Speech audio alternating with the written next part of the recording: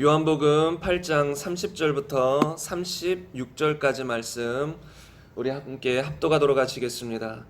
이 말씀을 아침에 많은 사람이 믿더라. 그러므로 예수께서 자기를 믿은 사람들에게 이르시되 너희가 내 말에 거하면 참으로 내 제자가 되고 진리를 알지니 진리가 너희를 자유롭게 하리라. 그들이 대답하되 우리가 아브라함의 자손이라 남의 종된 적이 없거늘 어찌하여 우리가 자유롭게 되리라 하느냐. 예수께서 대답하시되 진실로 진실로 너희에게 이르노니 죄를 범하는 자마다 죄의 종이라.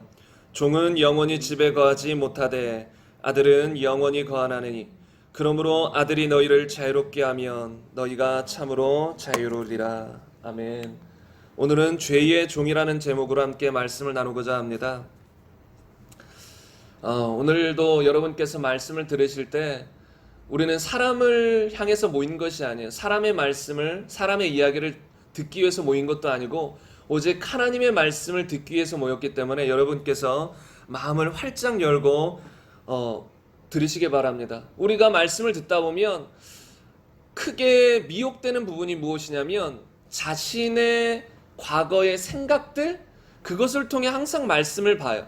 그러니까 성경 말씀을 들을 때 또는 볼 때 말씀을 있는 그대로 보지 않고 내가 그 전에 들었던 말씀들, 생각들, 또 내가 삶의 경험들, 그것을 통해서 말씀을 본단 말이에요. 듣는단 말이에요. 그래서 말씀은 분명히 이렇게 말하고 있는데 색안경을 끼고 있으니까 흰색의 말씀인데도 빨간색으로 보고 있는 거예요. 이런 찬양도 있잖아요. 제가 가끔씩 드리는 말씀인데 우리는 오늘 또 넘어집니다. 우리는 연약해서 오늘 또 넘어집니다. 이런 가사의 찬양이 있어요. 다른 가사들은 좋은데 그 부분이 저는 항상 걸려요. 그러니까 사람들이 그런 가사를 볼 때 은연중에 마음속에 사람은 넘어질 수밖에 없고 죄를 질 수밖에 없어. 우리는 죄를 이길 수 있는 존재가 아니야. 어떻게 사람이 죄를 이기고 살아? 우리가 조금 죄를 안 지려고 노력은 해볼지 몰라도 우리는 넘어질 수밖에 없어. 은연중에 이런 생각을 가지고 있단 말이죠. 그래서 성경을 볼 때 분명히 이런 죄를 범하는 사람들은, 용서하지 못하는 사람, 음란한 사람, 술 취하는 사람, 방탕한 사람은 천국에 들어가지 못한다라고 말해도 그 말씀을 있는 그대로 받아들이지 않아요. 그래도 이런 것을 져도 나는 예수님 믿으니까 난 천국 가겠지. 구원파처럼 막연하게 생각한다는 거예요.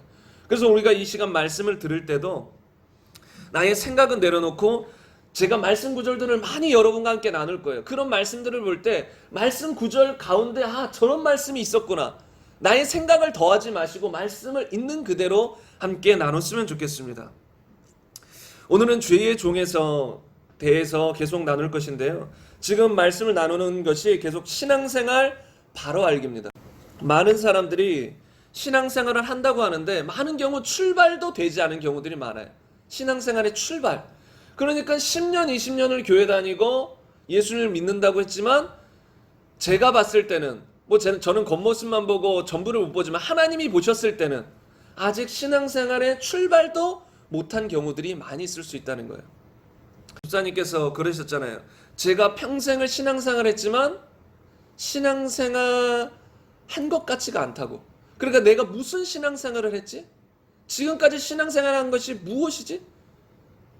그런 생각이 들 수 있다는 거예요. 평생을 신앙생활 해왔지만 어느 순간 말씀에 직면해서 하나님을 딱 보게 되면 지금까지 내가 신앙생활하는 것이 다 허망한 거예요. 그냥 내 스스로 교회 다닌 것이고 내 열심이었지 하나님과의 관계 속에서 제대로 된 신앙생활을 하지 못했다는 거예요. 그래서 우리도 이 신앙생활 바로 알기 말씀을 통해서 제대로 된 신앙생활을 해야 될 줄로 믿습니다. 많은 사람들이 예수님을 믿는다고 교회를 나옵니다. 그런데 그들의 이유를 보면 교회를 다니는 예수님을 믿는 이유를 보면 아주 다양해요. 어떤 사람들은 교회에 와서 친구를 얻기 위해서, 어떤 사람은 교회에 와서 마음의 평안을 얻기 위해서. 왜냐하면 세상에서 많은 사람들과 지내다 보니까 마음에 상처가 많은 거예요. 그런데 교회는 왠지 사람들이 사랑해 줄 것 같고 좋아 보여요. 그래서 교회를 다니는 거예요. 특히 선교 지역이 그래요. 이제 선교사님들 외국에서 나가서 교회를 개척한 분들 보면 한인들이 많이 오잖아요. 한국 사람들이. 그 사람들 중에 많은 경우가 예수님을 믿어서 천국 가고자 하는, 정말 예수님을 원해서 오는 게 아니라 그 한인들이, 이제 한국 사람들이 그 외국엔 별로 없으니까 교회를 가면 이제 한국 사람들 서로 말이 통하고 대화가 통하고 또 도움을 주고받을 수 있기 때문에 그런 이유로 많이 교회를 간다고 그래요. 외국에서는. 그리고 어떤 사람들은 축복받기 위해, 자녀가 대학 합격하기 위해서, 또 사업이 잘 되기 위해 교회 와서 또 사업하는 사람도 있어요. 뭐 다단계를 교회 와서 이렇게 막 사람들 꼬드기는 사람도 있고, 교회에서 어떤 물건을, 보험을 파는 경우도 있죠. 물론 보험이나 뭐 어떤 사업 한다는 것 자체가 문제는 아니지만 교회에 온 목적이 그건 거예요. 사업하기 위해서. 또 어떤 분들은 정치하기 위해서 교회 오는 분들도 있죠. 이 나라의 정치를 하는 많은 사람들이 교회를 다니긴 해요. 근데 실제로 제가 봤을 땐, 제가 생각하기엔 교인들이 아니에요. 정말 성도들이 아니에요. 교회를 다녀서 그 자신의 어떤 이 사람들로부터 표를 얻기 위해서, 또 자신들의 이미지를 위해서 교회를 다니는 것이죠. 그래서 선거철이 되면 이곳저곳 교회를 돌아다닙니다. 표를 얻기 위해서. 물론 진실한 정치인들, 예수님을 믿는 사람이 간혹 있을지 몰라도 제가 봤을 땐 아닌 경우들이 상당수라는 것이죠. 그래서 많은 경우 여러 가지 이유로 교회를 다녀요. 그렇다면 이렇게 여러 가지 이유를 가지고 교회를 다니는데, 교회를 다니는 진짜 이유는 무엇일까요? 왜 우리가 교회를 다니고 예수님을 믿어야 될까요?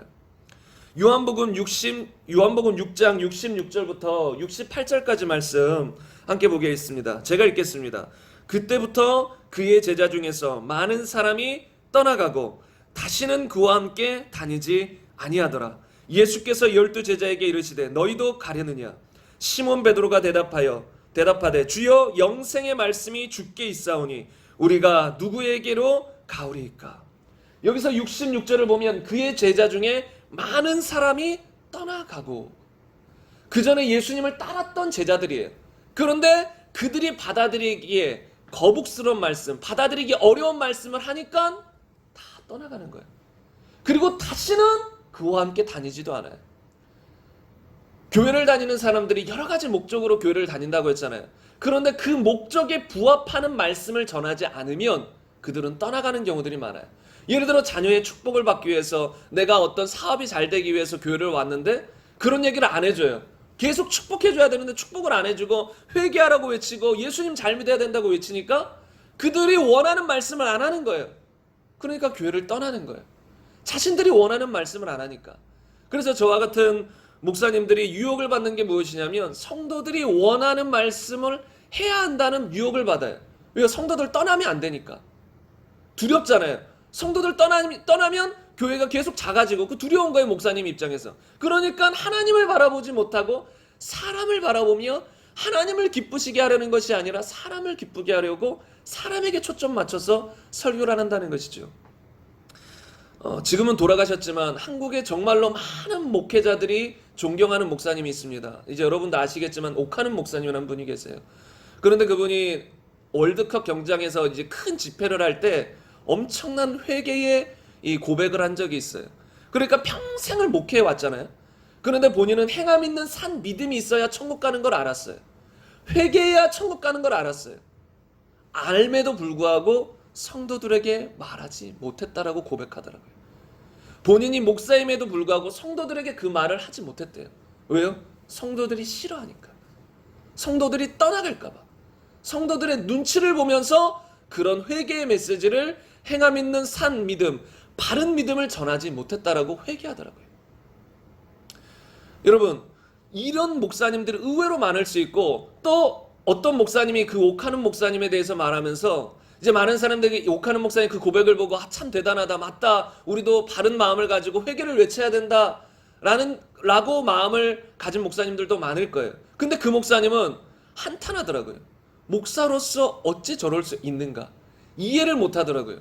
그러니까 저도 한편으로는 그런 마음이 있어요. 목사님인데 영혼들이 지금 지옥 갈 걸 보고 있는데 알면서도 말하지 않는다는 거죠. 그러니까 옥하는 목사님이 과거에는 그랬다는 거예요. 지금 지옥에 다 가려고 하고 있는데 말을 못했다는 거예요. 그들의 눈치를 보니라고. 그러니까 어떤 의미에서 옥하는 목사님은 과거에 하나님 앞에서는 제대로 된 목회자가 전혀 아니었다는 거예요. 그 말만 보고서는, 그 영역에서는. 그러니까 제가 왜 이런 말씀을 하냐면, 사람들은 자신이 원하는 메시지를 듣지 않으면 싫어해요. 그래서 제가 가끔 이런 말씀 하잖아요. 많은 교회에서 목사님들이 축복받아라 이렇게 외쳐요. 영혼이 잘된 같이 범사가 잘되고 강건하길 원합니다 하면 많은 사람들이 아멘해요. 근데 영혼이 잘된 가치의 초점이 아니에요. 범사가 잘되고 강건하길 원합니다가 초점인 거죠. 그래서 많은 사람들이 아멘 아멘해요. 특히 순복음교회, 제가 순복음교회에 속해 있는데 순복음교회 목사님들이 많이들 그러시는 것 같아요. 아닌 분들도 계시지만, 물론 우리가 예수를 믿고 이 땅에서도 형통하고 잘되고 강건하는 거, 질병에서도 노인받는 거, 마음이 평안한 거 당연한 것입니다. 그건 우리에게 주어진 축복이에요. 그런데 전제는, 핵심은 영혼이 잘 되는 거예요. 영혼. 우리의 영혼이 구원받고 회복되는 거예요. 그런데 그것이 핵심이며 뿌리인데 그것은 뒷전으로 하고 그냥 잘 되고 형통하고 축복받고 건강하고 이것만을 원해서 교회에 온다는 거예요. 그것을 원한다는 거죠. 그래서 그런 것만을 원하는 사람은 제대로 된 하나님의 말씀이 선포될 때, 부자 청년에게 너의 가진 것을 팔아 가난한 자들에게 주고 너는 나를 따르라, 다시 말하면 그의 우상, 죄, 돈을 지적했을 때는 떠난다는 거예요. 예수님 곁을 떠난다는 거예요. 그래서 우리는 바른 초점이 돼야 되는데, 여기 말씀을 보면 예수님께서 12제자에게 이렇게 말씀하십니다. 너희도 가르느냐. 예수님이 지금 말씀들을 전하니까 많은 사람들이 그 말씀이 와닿지도 않고 받아들여지지도 않으니까 다 떠났어요. 그 12제자에게 또 묻는 거예요. 예수님은 사람에게 연연하지 않더라고요. 제발 가지마, 그런 뜻이 아니야, 내가 전한 말씀은 그런 뜻이 아니야, 가지마, 이러지 않아요. 너희도 그냥 가르느냐. 그래서 교회에서 복음 전하는 건 까딱 잘못하면 구걸하게 돼요. 구걸해서 제발 예수님 믿어, 교회 와줘, 이게 아니거든요. 오히려 그들이 말씀을 듣고 싶어서 교회 와야 되는 거예요. 세상 사람들이 어떻게 하면 내가 구원을 받을 수 있습니까? 이렇게 와야 되는 거예요. 예수님은 연연하지 않았어요. 사람의 숫자에. 그들이 예수님을 따른다고 해도 참 제자가 아니거든요. 가짜 성도만 늘어날 뿐이지 진짜 성도가 아니라는 거예요. 그래서 예수님은 너희도 가르느냐. 그럴 때 시몬 베드로가 대답하되 주여, 영생의 말씀이 주께 있사오되 우리가 누구에게 가오리까. 우리가 교회를 다니는 핵심 이유가 무엇이에요? 영생의 말씀인 거예요. 영생. 디도서에도 보면 하나님께서 영원 전부터 약속하신 것이 있는데 그것이 무엇이에요? 영생이라는 거예요. 영원 전부터 우리에게 약속해 주신 것이 있어요. 우리에게 주고자 하셨던 게 있어요. 그것이 뭐예요? 영생이라는 거예요. 그럼 우리가 교회를 다니는 핵심적인 이유가 뭐예요? 영생이라는 거예요. 영생. 영생을 얻어서 하나님의 자녀가 되었기 때문에, 우리가 하나님의 자녀이기 때문에 육체의 질병이 있으면 기도해서 고침받을 수도 있고, 문제가 있으면 하나님께 나아가서 해결받을 수도 있는 거죠. 근데 영생의 핵심이라는 거예요. 단지 문제 해결, 자녀가 잘 되고 건강하고, 이거는 하나님의 자녀가 되었기 때문에 따라오는 축복, 권세인 거지, 핵심은 영생이라는 것이죠. 그래서 예수님은 이렇게 말합니다. 누가복음 5장 32절에 보면 내가 의인을 부르러 온 것이 아니요 죄인을 불러 회개시키러 왔노라. 예수님이 이 땅에서 많은 사람들의 질병도 고쳐주셨어요. 그들의 대화를 듣고 그들에게 맞는 말씀도 전해주셨어요. 가르치셨어요. 근데 핵심 이유가 뭐예요? 왜 이 땅에 오셨어요?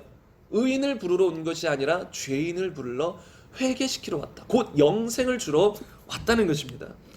그래서 예수님의 이름도 뜻이 뭐예요? 아들을 낳으리니 이름을 예수로 하라. 이는 그가 자기 백성을 그들의 죄에서 구원할 자이심이라. 예수님의 이름의 뜻도 자기 백성을 그들의 죄에서 구원이라는 거예요. 죄에서 구원.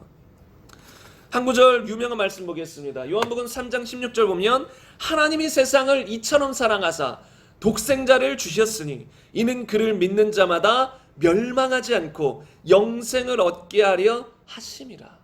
여기서도 영생을 얻게 하려 하심이라. 예수님이 이 땅에 오신 이유는, 우리를 위해 십자가 지시고 부활하신 이유는, 핵심적인 이유는 영생이라는 것입니다. 그래서 우리가 교회를 다니는 핵심적인 이유가 반드시 영생이어야만 합니다. 영생에서 벗어나면 안 돼요. 처음에는 영생 얻으려고 천국 가려고 교회 왔는데 그 순간만 영생을 위하지, 나머지 교회 다니는 모든 삶이 영생과는 상관없이 그 다음부터는 축복받기 위해서, 잘 되기 위해서, 형통하기 위해서, 이러면 안 된다는 거예요. 우리의 신앙생활은 처음부터 끝까지 목적이 뭐예요? 목표가 뭐예요? 천국이에요. 수많은 믿음의 선배들, 성경에 나오는 우리의 믿음의 선배들, 다 그들의 목적은 천국이었습니다. 사도 바울도 마지막 날 나의 갈 때가, 이제 목숨, 이 육신이 다하고 천국 갈 때가 가까이 온 걸 사도 바울은 알았어요. 그리고 이런 고백을 하죠. 내가 갈 때가 가까이 왔으니 지금까지 나는 믿음을 지켰다. 나의 달려갈 길을 다 마치고 믿음을 지켰으니 이후로는 나에게 의의 면류관이 기다리고 있다. 나뿐만 아니라 주님의 나타나심을 사모하는 모든 자에게다. 결국은 뭐예요? 의의 면류관. 나에겐 의의 면류관. 의롭다 하실 영원히 천국에 들어갈 그것을 바라보고 기다렸다는 거예요. 평생 그 사도 바울이 믿음을 지킨 이유가 뭐예요? 천국이에요. 내가 내 몸을 쳐 복종케 함은 내가 복음을 남에게 전한 후에 내가 도리어 버림받지 않게 하려니라. 저같이 목사가 다른 사람에게 복음을 전했어요. 근데 정작 제 자신이 복음적인 삶을 살지 않아요. 믿음의 삶을 살지 않아요. 그러면 혹여나 이 말씀을 통해서 누가 구원받았을지는 몰라도 저는 구원을 잃어버리는 거예요. 그래서 우리는 평생 믿음을 지키는데 그것의 초점은 영생이라는 것입니다. 끝까지 영생을 우리가 지키는 거예요. 너희의 믿음을 끝까지 지키라. 이게 예수님 말씀이에요. 끝까지 이기는 자, 끝까지 인내하는 자, 끝까지 지키는 자는 천국 간다는 거예요. 중간에 배개하거나 탈선하면 그 구원을 잃어버린다는 것이죠. 그런데 이렇게 성경에 예수님을 믿는 이유가 명확함에도 불구하고 왜 사람들이 이런 이유는 뒤로 하고 예수님을 믿는 구원, 영생, 천국에 대한 명확한 이유는 뒤로 하고 신앙생활을 하는 것일까요? 그리고 자신은 기독교인이라고 말하면서 돌아다니면서 어찌 보면 교회를 욕보이게 하는 경우들이 생길까요? 왜 기독교가 개독교라는 욕을 세상에서 듣고 있습니까? 첫 번째 이유는 세상은 어둠이고 기독교는 빛이기 때문에 그런 경우가 있어요. 그러나 두 번째 이유는 기독교 안에서 가짜 성도들, 또 믿는다고 하는 성도들 또 변질되고 타락되어서 빛의 역할을 감당하지 못하는 거예요. 사랑으로 행하지 못하는 거예요. 초대교회 때는 그리스도인들도 칭송받았어요. 세상 사람들로부터. 세상 사람들도 예수님을 믿지 않은 사람들도 저 사람들 보면 뭔가 거룩해 보이고 달라 보이고 이렇게 보여야 되는데 지금 교회는 그런 거룩을 잃어버렸다는 거예요. 왜요? 복음이 제대로 그들의 속에 없다는 거예요. 영생이라는 천국이라는 초점이 제대로 없어요. 천국의 초점이고 영생의 초점이면 내 자신을 쳐서 복종시키는 삶을 살아요. 거룩하며 사랑하는 삶을 살아요. 그런데 그렇게 살지 못했다는 거예요. 근데 왜 그렇게 살지 못하고 왜 초점이 벗어났을까요? 핵심적인 이유는 복음을 제대로 접해본 적이 없어요. 하나님의 말씀을 그냥 어느 정도 그냥 살짝 알 뿐이지 정말로 하나님 말씀이 무엇을 말하는지 제대로 듣지 못해요. 그냥 교회를 다녀도 예수님 믿으세요. 그럼 천국 갑니다. 그럼 믿겠다고 하면 그럼 당신은 하나님의 자녀. 이 정도 수준인 거예요. 정말 어떻게 예수님을 믿어야 되는지, 그리고 어떻게 회개해야 되는지, 어떤 삶을 사는 게 진짜 믿음인 것인지, 어떻게 하면 구원을 잃어버리는 것인지, 어떻게 해야 끝까지 구원을 지키는 것인지, 성경이 말하는 것은 무엇인지. 성경은 예수님 믿은 후에 어떻게 너희가 신앙생활을 해야 천국 간다. 가짜 성도와 진짜 성도를 계속해서 말씀하거든요. 이게 진짜 믿음이고 이게 가짜 믿음이다. 이런 것을 계속 말씀함에도 불구하고 우리는 구원파처럼 한 번 믿으면 됐다. 그 다음 삶은 그냥 예수님이 나의 미래의 죄까지 용서해 줬기 때문에 걱정하지 마라. 이런 식의 복음을 듣고 자라온 경우가 많아요. 저도 과거에 모태신앙으로서 자라오면서 은연중에 이런 생각이 들어있었어요. 제 속에 과거에. 그런데 이런 생각을 가지고 어떻게 신앙생활을 제대로 할 수 있냐는 말이에요. 그러니까 많은 경우 복음을 제대로 못 들었다는 거예요. 제가 오래전에 어떤 교회에서 부사역자로 사역할 때 이제 청년부하고 초등부를 맡았었는데 그 청년부의 어떤 학생이 저를 만난 지 한두 달 됐었는데 이제 저에게 그런 말을 하더라고요. 저는 한 번도 이런 복음의 이야기를 들어본 적이 없다. 그 청년도 어릴 때부터 교회를 다녔어요. 그런데 저는 전한 것이 복음의 기초적인 부분이었어요. 예수님의 십자가, 예수님의 부활, 죄는 무엇인지, 믿음은 무엇인지, 회개해야 천국 가는 거, 이런 기본적인 내용을 전했어요. 핵심적인 걸. 그런데 그 청년이 말하기를 내가 왜 예수님을 믿어야 되는지를 들어본 적이 없다는 거예요. 그러니까 어릴 때부터 그냥 교회는 다녔어요. 부모님 따라 다녔겠죠. 근데 왜 예수님을 믿어야 되는지를 제대로 들어본 적이 없는 거예요. 여러분, 얼마나 안타까운 상황이 아니에요. 만약에 그때 그 청년이 그런 상황으로 평생을 자랐다면 평생을 교회 다녔지만 지옥 갔을 거예요. 제대로 된 회개한 믿음이 없었으니까. 여러분, 이런 경우가 너무 많다는 거예요. 평생을 교회를 다니는데 복음을 들어보지 못한 거예요. 왜 예수님을 믿어야 되는지, 회개는 무엇인지, 믿음은 무엇인지, 그냥 교회 다녀서 아 예수님 살아계셔 믿으면 그게 믿음이 아니거든요.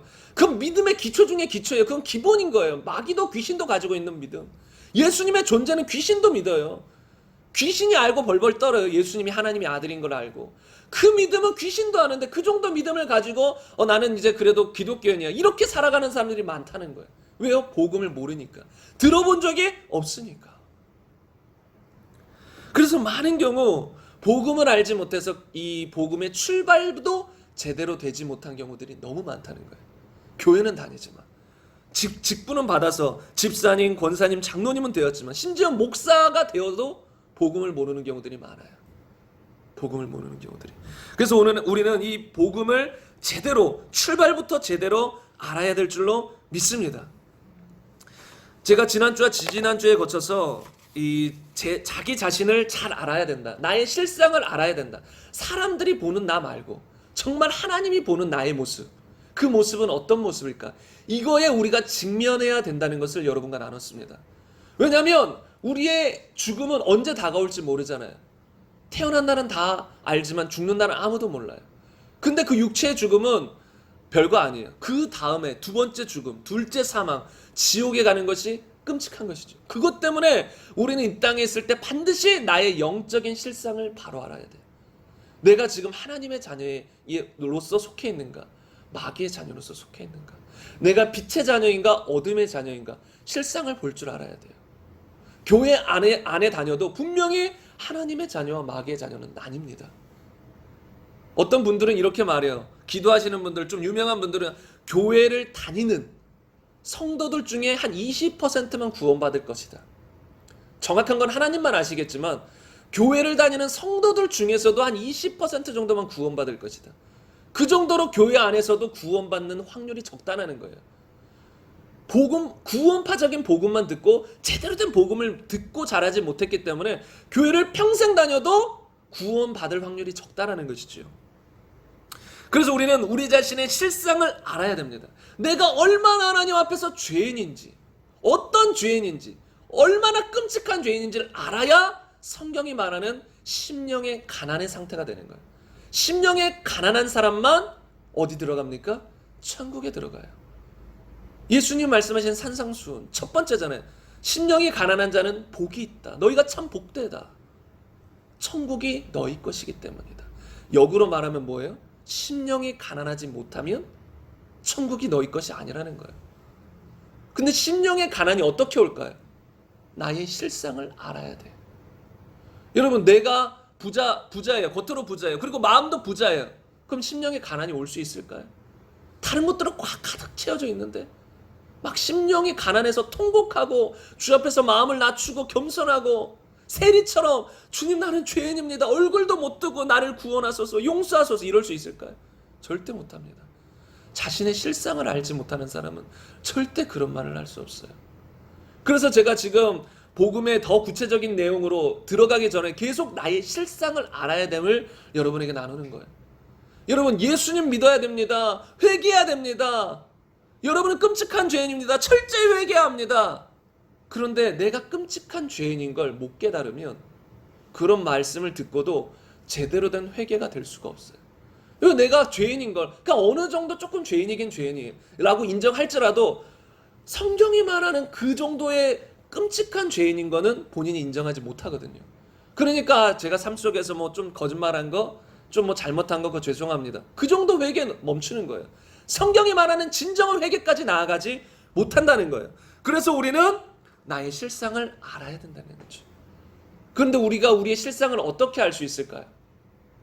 우리의 실상을 세상에서 말하는 가치관, 생각으로는 나의 실상을 알 수가 없습니다. 지금 9월달인가요? 동성애 퀴어 축제 서울에서 지금 서울시에서 승인됐다고 지금 또 기독교가 반발하고 있거든요. 지금 기독교인들은 공식적인 예배 외에는 다 금지시켜버렸어요. 식사도 금지고 모든 거 다 금지예요. 소모임부터 시작해서. 근데 식당들에 가보면 저도 가봤지만 바글바글하거든요. 그리고 동성애 퀴어 축제 하면 그 사람들 바글바글하게 그 일주일인가 1, 2주간 퀴어 축제를 해요. 동성애자들이 승인해 줬다는 거예요. 그러니까 기독교를 지금 차별하는 상황이 되었다는 거죠. 제가 말씀드리고 싶은 건 그렇게 키우축제를 옹호하고 그런 것들을 추진하는 그런 세력들이 그들의 생각으로 동성애는 죄다라고 했을 때 받아들일 수 있겠냐는 거예요. 예수님은 성경에서는 분명히 동성애는 죄다, 지옥 갈 죄다라고 말해요. 회개하지 않으면 지옥 갈 죄라고 말해요. 근데 그들의 가치관 생각으로는 절대로 동성애가 죄가 아니에요. 태어날 때 나는 그냥 그런 성적 취향을 가지고 태어났어. 이렇게 그들은 합리화한다는 거예요. 자신의 생각, 자신의 관점으로는 절대로 나의 실상을 못 봐요. 제가 지난주에 나눴죠. 성경에서 말하는 죄악은 사람들을 기본적으로 모든 죄는 하나님께 죄를 짓는 거예요. 하나님 앞에 죄가 되는 거예요. 그런데 그걸 더 세분화하면 사람을 향한 죄와 하나님을 향한 죄가 있어요. 사람끼리 짓는 죄, 여러 가지 도덕적인 죄, 그리고 하나님을 향한 죄. 십계명의 첫 번째가 뭐예요? 나 외에 다른 신을 섬기지 마라. 이게 첫 번째예요. 그 계명을 어긴 거잖아요. 가장 중요한 첫 번째 죄악, 하나님을 믿지 않는 거예요. 하나님 외에 우상을 섬기는 거예요. 그런데 세상 사람들에게 이것은 죄라고 여겨질까요? 여겨지지 않을까요? 여겨지지 않아요. 심지어 기독교인들도 마찬가지예요. 교회를 다녀서 회개하고 예수님을 믿었다라고 하는 사람도 그것이 심각한 죄였구나라고 생각하고 예수님 믿는 경우는 많이 없다라고 생각해요. 다시 말하면 왜 예수님을 믿었냐면 내가 죄인인 건 알아요. 어떤 죄요? 하나님을 향한 죄보단 사람을 향한 죄. 내가 사람들 사이에 어떤 도둑질하고 거짓말하고 간음하고 탐욕 부리고 이런 죄를 범했어요. 그래서 나는 죄인인 걸 알았어요. 그래서 예수님 믿는다고 나는 죄인이어서 지옥 가니까, 이런 죄를 져서 지옥 가니까 예수님 앞에 나와서 회개하는 거. 내가 사람들 사이에서 이런 죄 졌습니다. 용서해 줬어요. 그리고 예수님 믿고 이제 교회를 다니는 거예요. 물론 그렇게 회개해서 진정으로 예수님 믿고 구원받아 천국 가는 사람도 있을 거예요. 그런데 또 상당수는 그렇게 회개했을 때 제대로 된 회개가 이루어지지 않은 경우가 상당수예요. 왜냐하면 우리가 가장 범한 큰 죄는 무엇이냐면 하나님을 배반한 죄예요. 십계명의 첫 번째잖아요. 우리가 보통 어떤 사람들이 죄를 범한 걸 이게 스캔할 때 이게 딱 찍을 때 무엇이냐면 십계명으로 찍으면 쉽게 나와요. 1계명부터 10계명까지 그 하나님 말씀을 쫙 보여줬잖아요. 죄가 무엇인지 하나님의 명령을 딱 해줬잖아요. 근데 10계명을 딱 했어요. 그런데 사람 사이의 죄는 사람들이 생각하지만 1계명부터 4계명 하나님과 나 사이의 죄는 생각하지 않는다는 거예요. 그게 더 근본적이며 심각한 죄임에도 불구하고, 그래서 요한복음에 보면 성령이 오셔서 책망하실 텐데 죄에 대하여라 함은 저희가 나를 믿지 아니하며. 성령님이 오셔서 우리에게 책망하는 핵심적인 죄가 뭔지 아세요? 단지 도덕적인 죄가 아니에요. 너 이런 죄 졌지? 그게 핵심적인 죄가 아니라는 거예요. 예수님을 믿지 않은 죄. 그게 가장 악랄하고 가장 심각하며 근본적인 죄라는 거예요. 왜요? 로마서 1장 보면 예수님을 안 믿어서, 다시 말하면 하나님을 버려서, 하나님을 내 마음에 두기 싫어해서 결과가 뭐예요? 온갖 도덕적인 죄악을 범하게 됐어요. 그건 결과예요. 죄의 열매가 맺힌 거예요. 죄의 뿌리는 뭐예요? 하나님을 배반하는 거예요. 하나님을 믿기 싫어하는 거예요. 하나님을 내 마음에, 선하신 하나님을, 왕이신 하나님을 내 마음에 두기 싫어하는 거예요. 다시 말하면 선, 빛, 의로우신, 사랑이신 하나님을 두기 싫어하니까, 그 하나님이 내 안에 없으니까 자연적으로 육체에 속하여 마귀에게 속하여 온갖 어둠의 일들을 행하며 사는 거예요. 그러니까 우리가 가장 먼저 핵심적으로 범한 죄는 하나님을 배반한 거예요. 선악과를 따먹은 거 도덕적인 죄 아니잖아요. 사과 하나 따먹었다고 죽을 죄예요? 사과가 아니죠. 선악과죠. 선악과를 하나 따먹었다고 죽을 죄예요? 그게 그만큼 무서운 죄예요? 우리가 도덕적으로 생각했을 땐 그렇게 무서운 죄가 아니에요. 네? 그 죄의 큰 의미가 뭐예요? 하나님을 배반하는 거예요. 하나님의 명령, 불순종하는 죄. 이게 가장 큰 죄라는 걸 여러분과 나눴습니다. 그래서 우리는 이런 죄를 볼 때, 나의 실상을 볼 때 항상 무엇을 통해 봐야 되냐면 나의 가치관, 이 세상의 생각들로 보는 게 아니라 항상 진리를 통해 봐야 돼요. 진리를 통해 보지 않으면 예수님 믿지 않은 게 무슨 큰 죄야? 그냥 선택의 문제 아니야 그건? 아니 종교는 선택의 문제 아니야? 예수님 믿는 게 무슨 큰 죄야. 이렇게 생각할 수도 있다는 거예요. 그런데 진리를 통해서 보면 예수님 믿지 않는 죄를 성령님이 책망하시는 가장 근본적이며 무서운 죄다. 이것을 우리가 알아야 된다는 것입니다. 이 말씀은 간단히 제가 읽고 넘어가겠습니다. 야고보서 1장 23절 말씀 보면 누구든지 말씀을 듣고 행하지 아니하면 그는 거울로 자기의 생긴 얼굴을 보는 사람과 같아서. 잘 보세요. 말씀을 듣고 행하지 않는 사람, 그는 거울로 자기의 생긴 얼굴을 보는 사람과 같아서. 결국은 자기 자신, 거울을 보듯이 자기 자신을 보려면 무엇을 봐야 된다는 거예요? 말씀을 봐야 된다는 거예요. 말씀을 통해서 볼 수 있다는 거예요. 그래서 디모데후서 3장 16절에 보면 모든 성경은 하나님의 감동으로 된 것으로 교훈과 책망과 바르게 함과 의로 교육하기에 유익하니. 우리의 잘못된 부분을 책망하고 교육하고 바로잡는 역할을 하는 게 뭐예요? 말씀이라는 거예요. 또 보겠습니다. 시편 19편 7절에서 8절 보면 마지막 노란색으로 칠한 부분만 보겠습니다. 이 여호와의 계명은 순결하여 눈을 밝게 하시는도다. 여러분, 여호와의 계명이 우리의 눈을 밝혀줄 수 있어요. 여러분, 세상에서 철학을 배우고 세상에서 아주 철학 박사 무슨 박사 공부를 많이 한다고 해도 자신의 눈이 밝혀지지 않아요. 여러분, 사도 바울도 그 당시에는 엄청난 학자였어요. 엄청나게 공부를 한 엄청난 명문 집안의 사람이었어요. 사도 바울도. 그럼에도 불구하고 예수님 믿는 사람을 핍박해요. 눈이 안 밝혀졌다는 거예요. 말씀을 통해 또 예수님을 만남을 통해 눈이 밝혀지지 않는 이상 엄청난 공부를 해도 그냥 귀머거리고 소경이고 그렇다는 것입니다. 그래서 예수님은 그런 사람들을 이 소경이라고 하죠. 소경이 소경을 인다하면 둘 다 구덩이에 빠진다. 눈이 안 밝혀졌다는 거예요. 로마서 3장 20절 보면 그러므로 율법의 행위로 그의 앞에 의롭다 하심을 얻을 육체가 없나니 율법으로는 죄를 깨달음이라. 우리가 다른 것으로 죄를 제대로 깨달을 수 없어요. 세상 법은 자꾸 바뀌어요.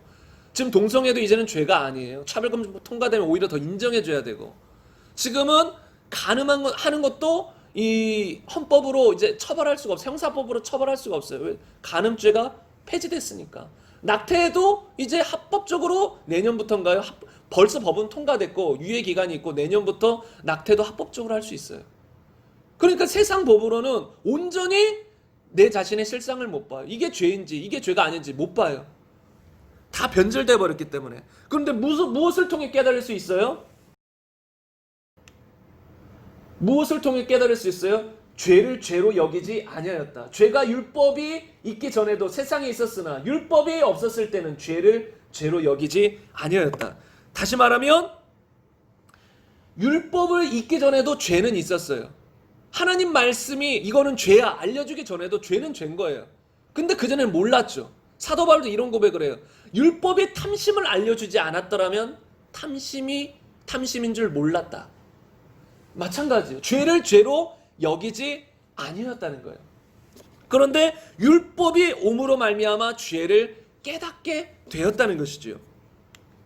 한 구절 더 보겠습니다. 로마서 7장 13절 보면 그런즉 선한 것이 내게 사망이 되었느냐? 그럴 수 없느니라. 오직 죄가 죄로 드러나기 위하여 선한 그것으로 말미암아 나를 죽게 만들었으니 이는 계명으로 말미암아 죄로 심히 죄되게 하려 함이라. 여러분, 이 죄가 죄로 드러나기 위하여서 율법이 존재하는 거예요. 그래서 죄로 심히 죄되게 만들어주는 게 뭐예요? 율법이라는 거예요. 그래서 이렇게 말하죠. 갈라디아서 3장 22절 이하에 보면 성경이 모든 것을 죄 아래 가두었으니 이는 예수 그리스도를 믿음으로 말미암는 약속을 믿는 자들에게 주려 함이니라. 이같이 율법이 우리를 그리스도께 인도하는 초등 교사가 되어 우리로 하여금 믿음으로 말미암아 의롭다함을 얻게 하려 함이라. 여러분, 이것이 무엇이냐면 율법이 우리를 그리스도께 인도하는 초등 교사가 되었다는 게 무슨 뜻이냐면 예수님을 믿기 전에는 반드시 내가 죄인인 걸 알아야 돼요. 예수님은 분명히 나는 의인을 부르러 온 것이 아니라 죄인을 불러 회개시키러 왔어요. 근데 내가 죄인인 걸 몰라요. 그러니까 어느 정도 도덕적으로 조금 죄를 지은 건 알지만 끔찍한 죄인인 걸 몰라요. 그러면 예수님께 나아가지 않습니다. 그래서 우리가 복음을 전할 때도 예수님의 존재, 살아계시는 걸 먼저 전할 필요성은 있지만 우리가 예수님 믿고 회개하고 이런 걸 전하기 전에 앞서 무엇을 전해야 되는지 아세요? 우리가 죄인이다. 이것을 명확하게 전해줘야 상대방이 그럼 내가 어떻게 구원을 받을 수 있습니까? 이렇게 나와서 예수님을 전하는 거예요. 그런데 많은 경우 내가 죄인인 걸 몰라요. 많은 사람들이 끔찍한 죄인인 걸 몰라요. 지옥 갈 죄인인 걸 몰라요. 그래서 예수님을 잘 믿지 않아요. 믿어도 확실한 믿음을 가지고 확실한 회개를 가지고 믿지 않는다는 거예요. 그래서 율법은 우리를 죄 가운데 가둬버려요. 너 죄인이야. 율법은 선한 것이지만 그 선한 걸 통해 우리의 악한 걸 드러내는 거예요. 너 죄인이야. 다 가둬버리는 거예요. 그리고 예수님이 더 와서 율법을 강화시켜 버렸어요. 왜요? 다 죄인인 걸 드러내기 위해서. 그리고 율법의 본래의 뜻을 드러내서 이렇게 살아야 된다는 것을 알려주기 위해서. 그냥 겉으로만 간음 안 했다고 간음 아니야. 간음 안 한 게 아니야. 마음으로 음욕만 품어도 간음이야. 형제를 실제로 죽이지 않았다고 살인 안 한 게 아니에요. 미워만 해도 살인이야. 이게 예수님 말씀하신 제대로 된 율법의 뜻이거든요. 그래서 이걸 통해서 우리를 죄 가운데 가둬요. 그래서 우리를 예수님께 인도하는 거예요. 왜? 우리의 힘으로 그런 율법을 지킬 힘이 없어요. 그래서 회개하고 예수님의 피로 죄 사함을 받아 이제 나의 힘이 아니라 성령의 힘으로 하나님의 은혜로 주의 말씀을 지키며 살도록 만들어주는 거거든요. 복음이라는 것이. 그래서 율법은 이런 역할을 한다는 거예요. 나의 생각, 가치관, 세상의 생각, 가치관이 아니라 율법만이 우리의 눈을 밝게 해서 나의 실상을 보게 할 수 있다는 것입니다. 그래서 여러분, 오직 말씀을 통해서 우리 각 사람, 내 자신을 봐야 될 줄로 믿습니다. 그리고 오늘 제목이 뭐예요? 우리가 이제 나의 실상에 대해서 저번 주까지 이렇게 나눴는데 오늘도 계속해서 나의 실상이에요. 근데 오늘 제목이 뭐예요? 죄의 종. 우리가 죄의 종이라는 그 의미를 제대로 알 필요가 없어요. 우리의 실상이 이랬다. 예수를 믿고 거듭나기 전 우리의 실상은 어떤 존재예요? 죄의 종이라는 거예요. 왜 이 말씀을 제대로 깨달아야 되는지는 여러분이 마지막에 가면 저절로 알게 되실 것입니다. 그래서 성경은 이렇게 말합니다. 이 말씀을 함께 다 같이 한번 읽어보겠습니다. 함께 읽겠습니다. 너희 자신을 종으로 내주어 누구에게 순종하든지 그 순종함을 받는 자의 종이 되는 줄을 너희가 알지 못하느냐. 혹은 죄의 종으로 사망에 이르고 혹은 순종의 종으로 의에 이르느니라. 우리를 향해서 성경은 뭐라고 말해요? 죄의 종이라고 해요. 어떤 사람이요? 예수님 믿기 전. 예수님 믿은 후는 의의 종이라고 표현해요. 그리고 로마서 6장 17절도 보면 하나님께 감사하리로다. 너희가 본래 죄의 종이더니. 로마서 6장 6절도 함께 읽겠습니다. 20절부터 함께 읽겠습니다. 너희가 죄의 종이 되었을 때에는 의에 대하여 자유로웠느니라. 여기서도 죄의 종. 로마서 6장 6절 한번 더 읽겠습니다. 우리가 알거니와 우리의 옛사람이 십자가에 못 박힌 것은 죄의 몸이 죽어 다시는 우리가 죄에게 종노릇하지 아니하려 함이니. 이 말씀을 보면 계속 나오는 게 뭐예요? 죄의 종이라는 거예요. 예수님 믿기 전에는 모든 사람이 죄의 종. 여러분 지금 이 시대는 종이라는 개념이 없잖아요. 별로. 우린 다 그냥 백성이고 자유인인데 이 바울 시대, 로마서를 기록한 바울 시대에서는 그 당시 로마의 인구 중에 3분의 1만 자유인이었고 3분의 2는 다 종이나 노예였어요. 종노예였다는 것이에요. 그러므로 이 로마 교회 성도들은 이 종이라는 표현, 노예라는 표현을 잘 알았다는 거예요. 그 당시의 노예들은 절대적으로 누구에게 복종해야 돼요? 주인에게 복종해야 돼요. 그리고 서로 이제 팔 수도 있어요. 주인이 이제 노예를 이제 돈을 주고 팔기도 하죠. 그러면 새로운 주인에게 또 절대적으로 복종해야 되는 거예요. 그게 그 당시에 이제 사회적인 어떤 신분이었죠. 신분 제도였죠. 그런데 우리가 예수를 믿기 전에는 동일하게 이런 신분 제도를 사용해서 무엇이라고 표현하냐면 죄의 종이다. 다른 말로 죄의 노예다. 그러면 무슨 뜻이에요? 죄에게 끌려다니는 존재라는 거예요. 예수님 믿기 전에 보세요. 아무리 선한 노력을 하려고 해도 선한 삶을 살려고 해도 한계가 있어요. 겉으로는 어느 정도 자신을 포장할 수는 있어요. 선하게 보일 수 있어요. 그리고 막 봉사단체에 들어가서 여러 가지 선한 일을 할 수 있어요. 사람들을 구제하며 그런 노력할 수 있어요. 그런데 본인은 선하지 않다는 걸 본인은 알 거예요. 왜요? 이 마음속에 이 탐욕과 더러운 것들이 가득한 걸 진실을 대다면 본인은 안다는 거예요. 그래서 예수님께서도 바리새인들을 지적하시잖아요. 겉으로는 너희가 깨끗하게 보이려고 하는데 속에는 탐심이 가득하다. 아무리 사람이 깨끗해도 그 속까지 깨끗한 경우는 없다라는 거예요. 그럼 본인들이 아는 거죠. 이 죄의 종이라는 표현은 그리고 또 이와 같아요. 낚싯바늘에 걸린 물고기. 그래서 전 뭐 낚시를 어릴 때 아버지를 따라서 한 번, 두 번 그냥 해봤는지 모르겠는데 한두 번 해봤던 것 같아요. 그런데 낚싯바늘에 걸린 물고기를 보면, 물고기를 잡을 때 보면 계속해서 이 뭐라고 하지, 이 감는 걸 뭐라고 하죠? 제 낚시용을 모르는데 혹시 아세요? 이걸 감잖아요. 이렇게 줄을 계속 감아요.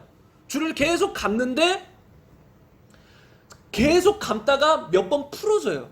보니까 몇 번 풀어지면 물고기는 그때 자유롭게 돌아다녀요. 아, 좀 살았다 하고 막 돌아다녀요. 근데 항상 물고기의 이 입술에는 낚싯바늘이 걸려 있어요. 그래서 잠깐 풀어줘요. 그러면서 이제 낚시꾼도 잠깐 쉬는 것 같아요. 그래서 잠깐 쉬다가 또 감아요. 그럼 물고기는 좀 자유로운 것 같았는데 갑자기 입이 끄니까 또 끌려가는 거예요. 그걸 계속 반복하다가 결국은 어떻게 돼요? 낚시꾼의 손아귀에 들어와요. 그리고 회 떠져서 낚시꾼의 입속으로 들어가요. 초장 찍었어. 여러분, 이게 물고기, 이 낚싯바늘에 걸린 물고기의 인생입니다.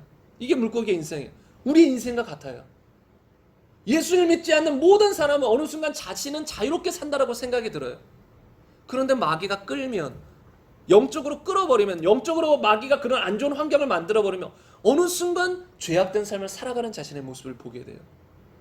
왜요? 낚싯바늘에 끌려있는 거예요. 죄의 종인 거예요. 마귀에게 속한 거예요. 이게 성경이 말하는 거예요. 마귀에게 속한 자. 죄의 종이다. 끌려다닐 수밖에 없는 존재라는 거예요.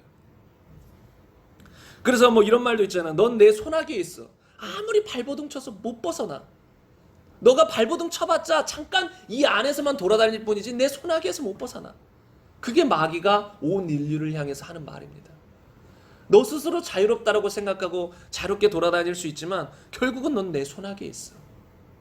결국은 이제 낚시꾼의 그 도마 위에서 회 떠져서 먹는 것처럼 결국은 우리는 마귀의 손아귀에 놀아나다가 지옥으로 향하는 것입니다. 그게 온 인류의 현실이라는 걸 우리가 직시해야 된다는 것이죠. 그래서 사도 바울도 이런 상황을 알았습니다. 그래서 로마서 7장 18절 보면 이건 사도 바울이 예수님 믿기 전의 고백이에요. 믿은 후에는 그는 주님 안에서 자유로운 존재가 돼서 성령 안에 속한 자가 돼서 의를 행하며 살았지만 믿기 전엔 이런 고백을 합니다. 내 속 곧 내 육신에 선한 것이 거하지 아니하는 줄을 아노니 원함은 내게 있으나 선을 행하는 것은 없노라. 내가 원하는 바 선을 행하지 아니하고 도리어 원하지 아니하는 바 악을 행하는도다. 많은 사람들이 로마서 7장을 보면서 그리스도인들과 비슷한 면이 있어요. 그리스도인들도 하나님을 믿고 죄를 이기지만 때때로 유혹에 넘어져요. 그러니까 사도 바울도 비슷해 보이는 거예요. 7장의 고백이. 그러니까 막 저 고백을 보면 맞다. 우리도 하나님 말씀대로 순종하지만 넘어질 수밖에 없고 내가 원하지 않는 악을 행한다. 합리화해요. 근데 이거는 사도 바울이 믿기 전의 고백이에요. 사도 바울은 믿은 후에 자기 자신을 쳐서 복종시키며 성령을 따라 살았어요. 육신의 생각은 사망이에요. 지금 사망을 행하고 있다는 거예요. 이 상황은. 근데 육신의 생각은 사망이라고 로마서 8장 다음 장에 말하면서 영의 생각은 생명과 평안이다. 그러면서 자신은 영의 생각을 따라 살아간다는 것이에요. 이제는 예수님 믿고 거듭나서. 근데 이 상황은 뭐예요? 육신에 속한 사람이라는 거예요. 그래서 원하지 아니하는 바 악을 행하며 원하지 않아요. 선하게 살고 싶어요. 사도 바울도 예수님 만나기 전에 하나님의 존재는 아니까 이 율법을 통해서 배운 걸 통해서 하나님의 존재는 아니까 하나님 뜻대로 살고 싶은데 돼요? 안 돼요? 안 되는 거예요. 안 돼요. 겉으로는 철저하게 지켰어요. 사도 바울이. 근데 나중에 깨진 게 있어요. 탐심에서 깨졌어요. 그러니까 겉모습은 우리가 어느 정도 지킬 수 있다는 거예요. 사도 바울처럼 이렇게 고백할 수도 있어요. 내가 어릴 때부터 겉모습으로 드러나는 십계명들, 살인하지 말라, 도둑질하지 말라 다 지켰습니다. 여러분 이런 사람이 이 세상에 많이 있을 수도 있어요. 더러 있을 수 있습니다. 그런데 십계명의 마지막에 십계명을 보면 이런 말씀이 있어요. 이웃의 물건을 아내를 탐내지 말라. 사도 바울은 거기서 깨져버린 거죠. 그리고 예수님 와서 이런 말씀도 했잖아요. 그 음욕을 품고 여자를 보면 그것도 간음이다. 이런 것에 다 깨지는 거예요. 근데 그것을 어찌할 바를 몰랐어요. 원하지 아니하는 바 악을 계속 행하는 삶을 살 수밖에 없는 거예요. 왜요? 죄의 종이니까. 죄에 묶여 있으니까. 마귀에게 속했으니까. 그래서 성경은 이렇게 말합니다. 다 같이 읽겠습니다. 그때에 너희는 그 가운데서 행하여 이 세상 풍조를 따르고 공중의 권세 잡은 자를 따랐으니 곧 지금 불순종의 아들들 가운데서 역사하는 영이다. 마귀를 말하는 것인데 공중의 권세 잡은 자 마귀를 따랐으니 그들의 지배 속에서 그들을 따르며 우리는 살았다는 것입니다. 그래서 이렇게 죄에 종된 상태에 있는 사람들은 천국에 들어갈 수 있을까요? 없을까요? 절대 못 들어갑니다. 그런데 많은 경우 교회를 다니면서도 죄의 종이에요. 예수님 믿는다고 말하면서도 죄의 종이에요. 본인은 천국에 간다라고 했는데 성경의 진단을 보면 죄의 종이에요. 결국은 지옥을 향한다는 것입니다. 그래서 성경은 이렇게 경고합니다.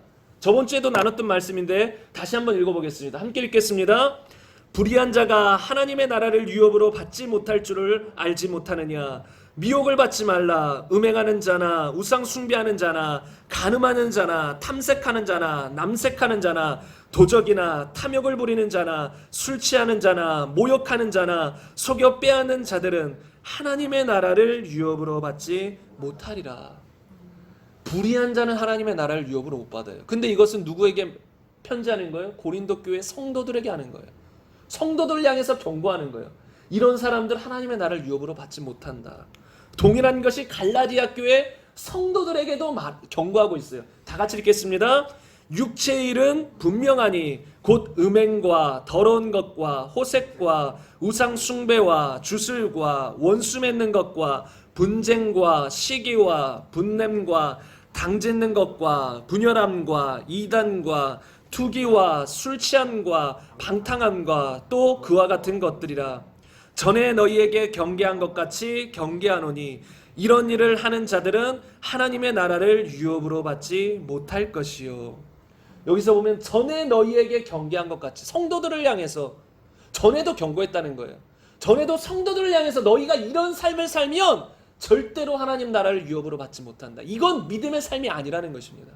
믿음이라는 건 예수님을 나의 주인으로 믿어서 주의 말씀에 다 아멘하고 순종하겠다는 마음의 중심을 가지고 살아가는 거예요. 때로는 넘어져도 회개하고 바로 돌이켜서 살아가는 게 그리스도인이에요. 근데 여기서 말하는 것들은 다 그런 삶인 거예요. 단지 순간 음행했다, 순간 음란한 생각을 들었다는 게 아니라 그의 삶을 보니까 평생이 음란했다는 거예요.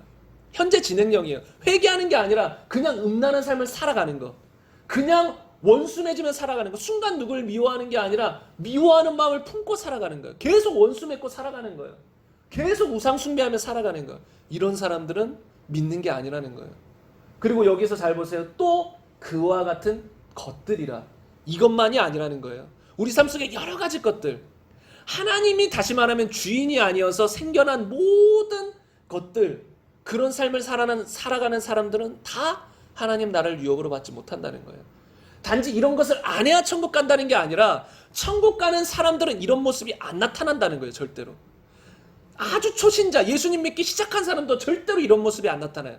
이런 모습이 순간은 나타날 수 있지만 회개하지 않고 쭉 이런 삶을 살아가지는 않는다는 거예요.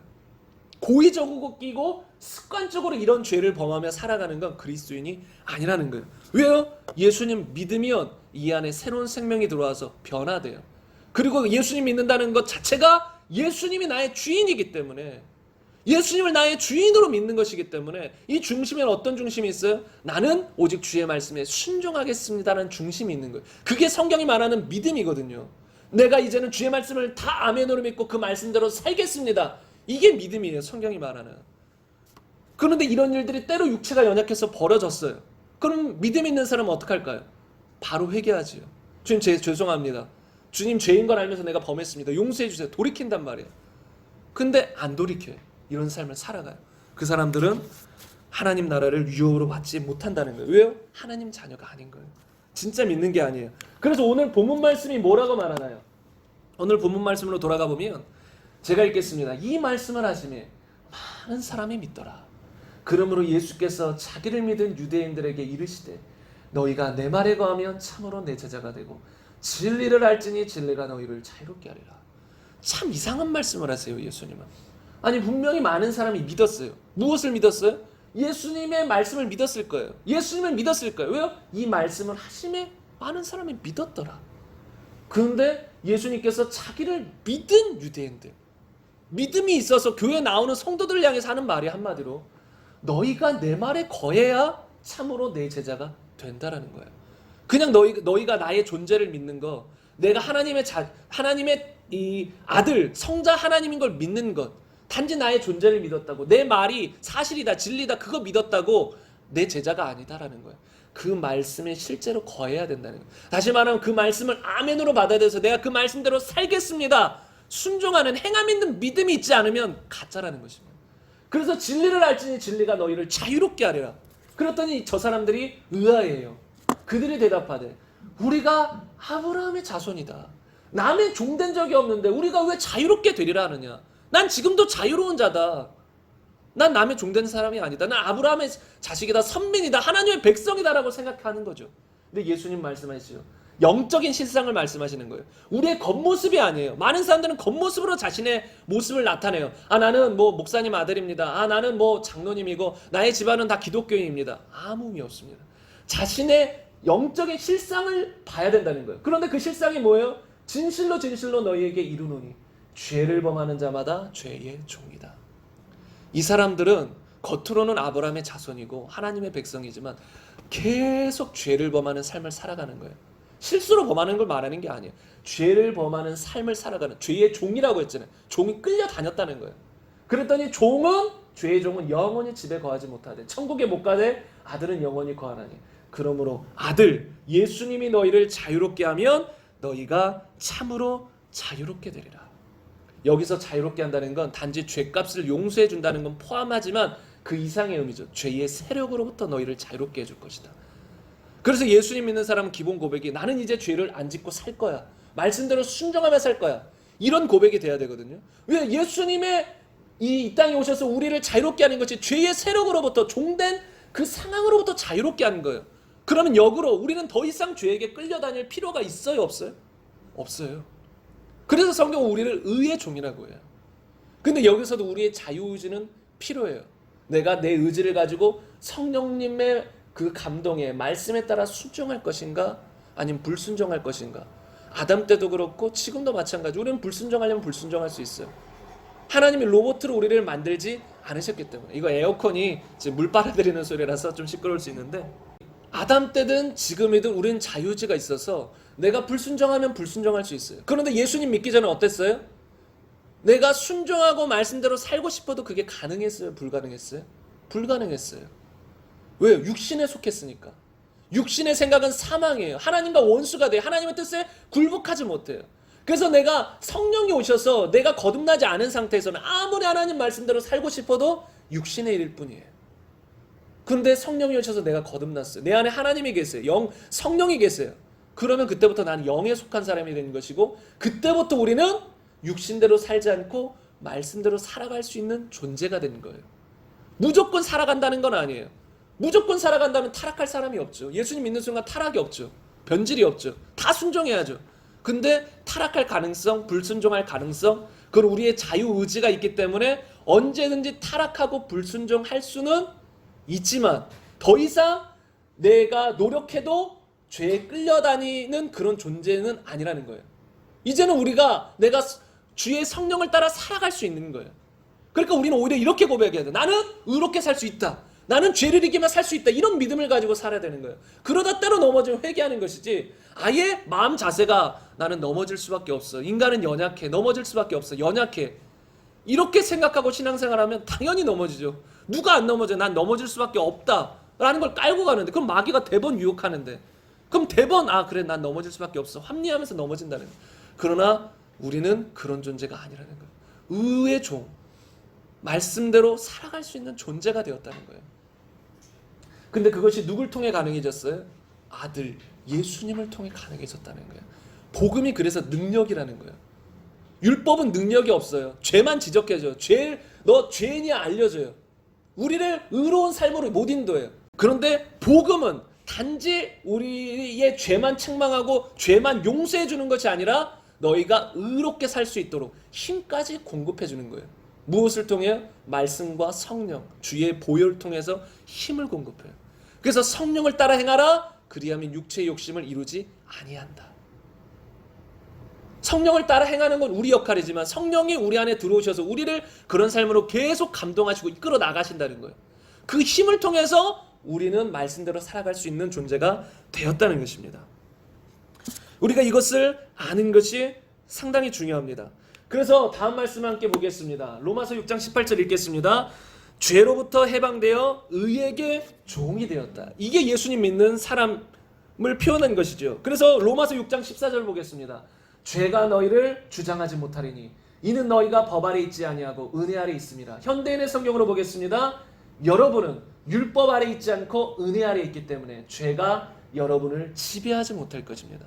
그전에는 분명히 무엇이라 했어요? 죄의 종이다. 죄에 끌려다닐 수밖에 없는 죄의 노예다라고 표현했는데 이제 예수님을 믿고 거듭난 사람들은 더 이상 죄가 여러분을 지배할 수 없다. 우리가 그 죄를 이제 이길 수 있다는 거예요. 왜? 우리 안에 성령이 오셨어요. 우린 거듭났어요. 변화되었어요. 새 피조물이에요. 죄를 이길 수 있다라는 것입니다. 이게 성경이 말하는 우리의 모습입니다. 그런데 우리가 한 부분만 더 보겠습니다. 우리가 예수님을 믿기 전 죄의 종된 상태가 어떤 모습이냐면, 우리가 왜 이것을 알아야 되냐면, 이것을 알지 못하면 사람이 쉽게 교만해져요. 그리고 예수님의 은혜입니다. 하나님의 은혜입니다. 전적으로 하나님의 은혜입니다라고 고백이 안 나와요. 근데 이런 나의 실상, 예수님 믿기 전에 실상을 알면 저절로 고백이 나와요. 모든 것이 하나님의 은혜입니다. 내가 할 수 있는 것, 나의 노력으로 변화될 수 있는 건 아무것도 없습니다. 그리고 조금 후에 나누겠지만 사람을 비난하고 정죄하는 것도 다 없어져요. 용서 못하는 것도 다 없어질 수밖에 없어요. 이걸 깊이 깨달으면. 왜요? 내가 그만한 죄인인 걸 깨달으니까. 이 세상에 다 죄인이 살아요. 어떤 죄인이 나를 힘들게 해요. 근데 나도 똑같은 죄, 엄청난 죄인인 걸 깨닫는 순간 비난하거나 정죄가 안 돼요. 왜? 나도 그런 존재니까. 우리가 누굴 비난하거나 정죄할 땐 보통 나는 저 사람보다 낫다, 이 마음이 베이스에 깔려 있어요.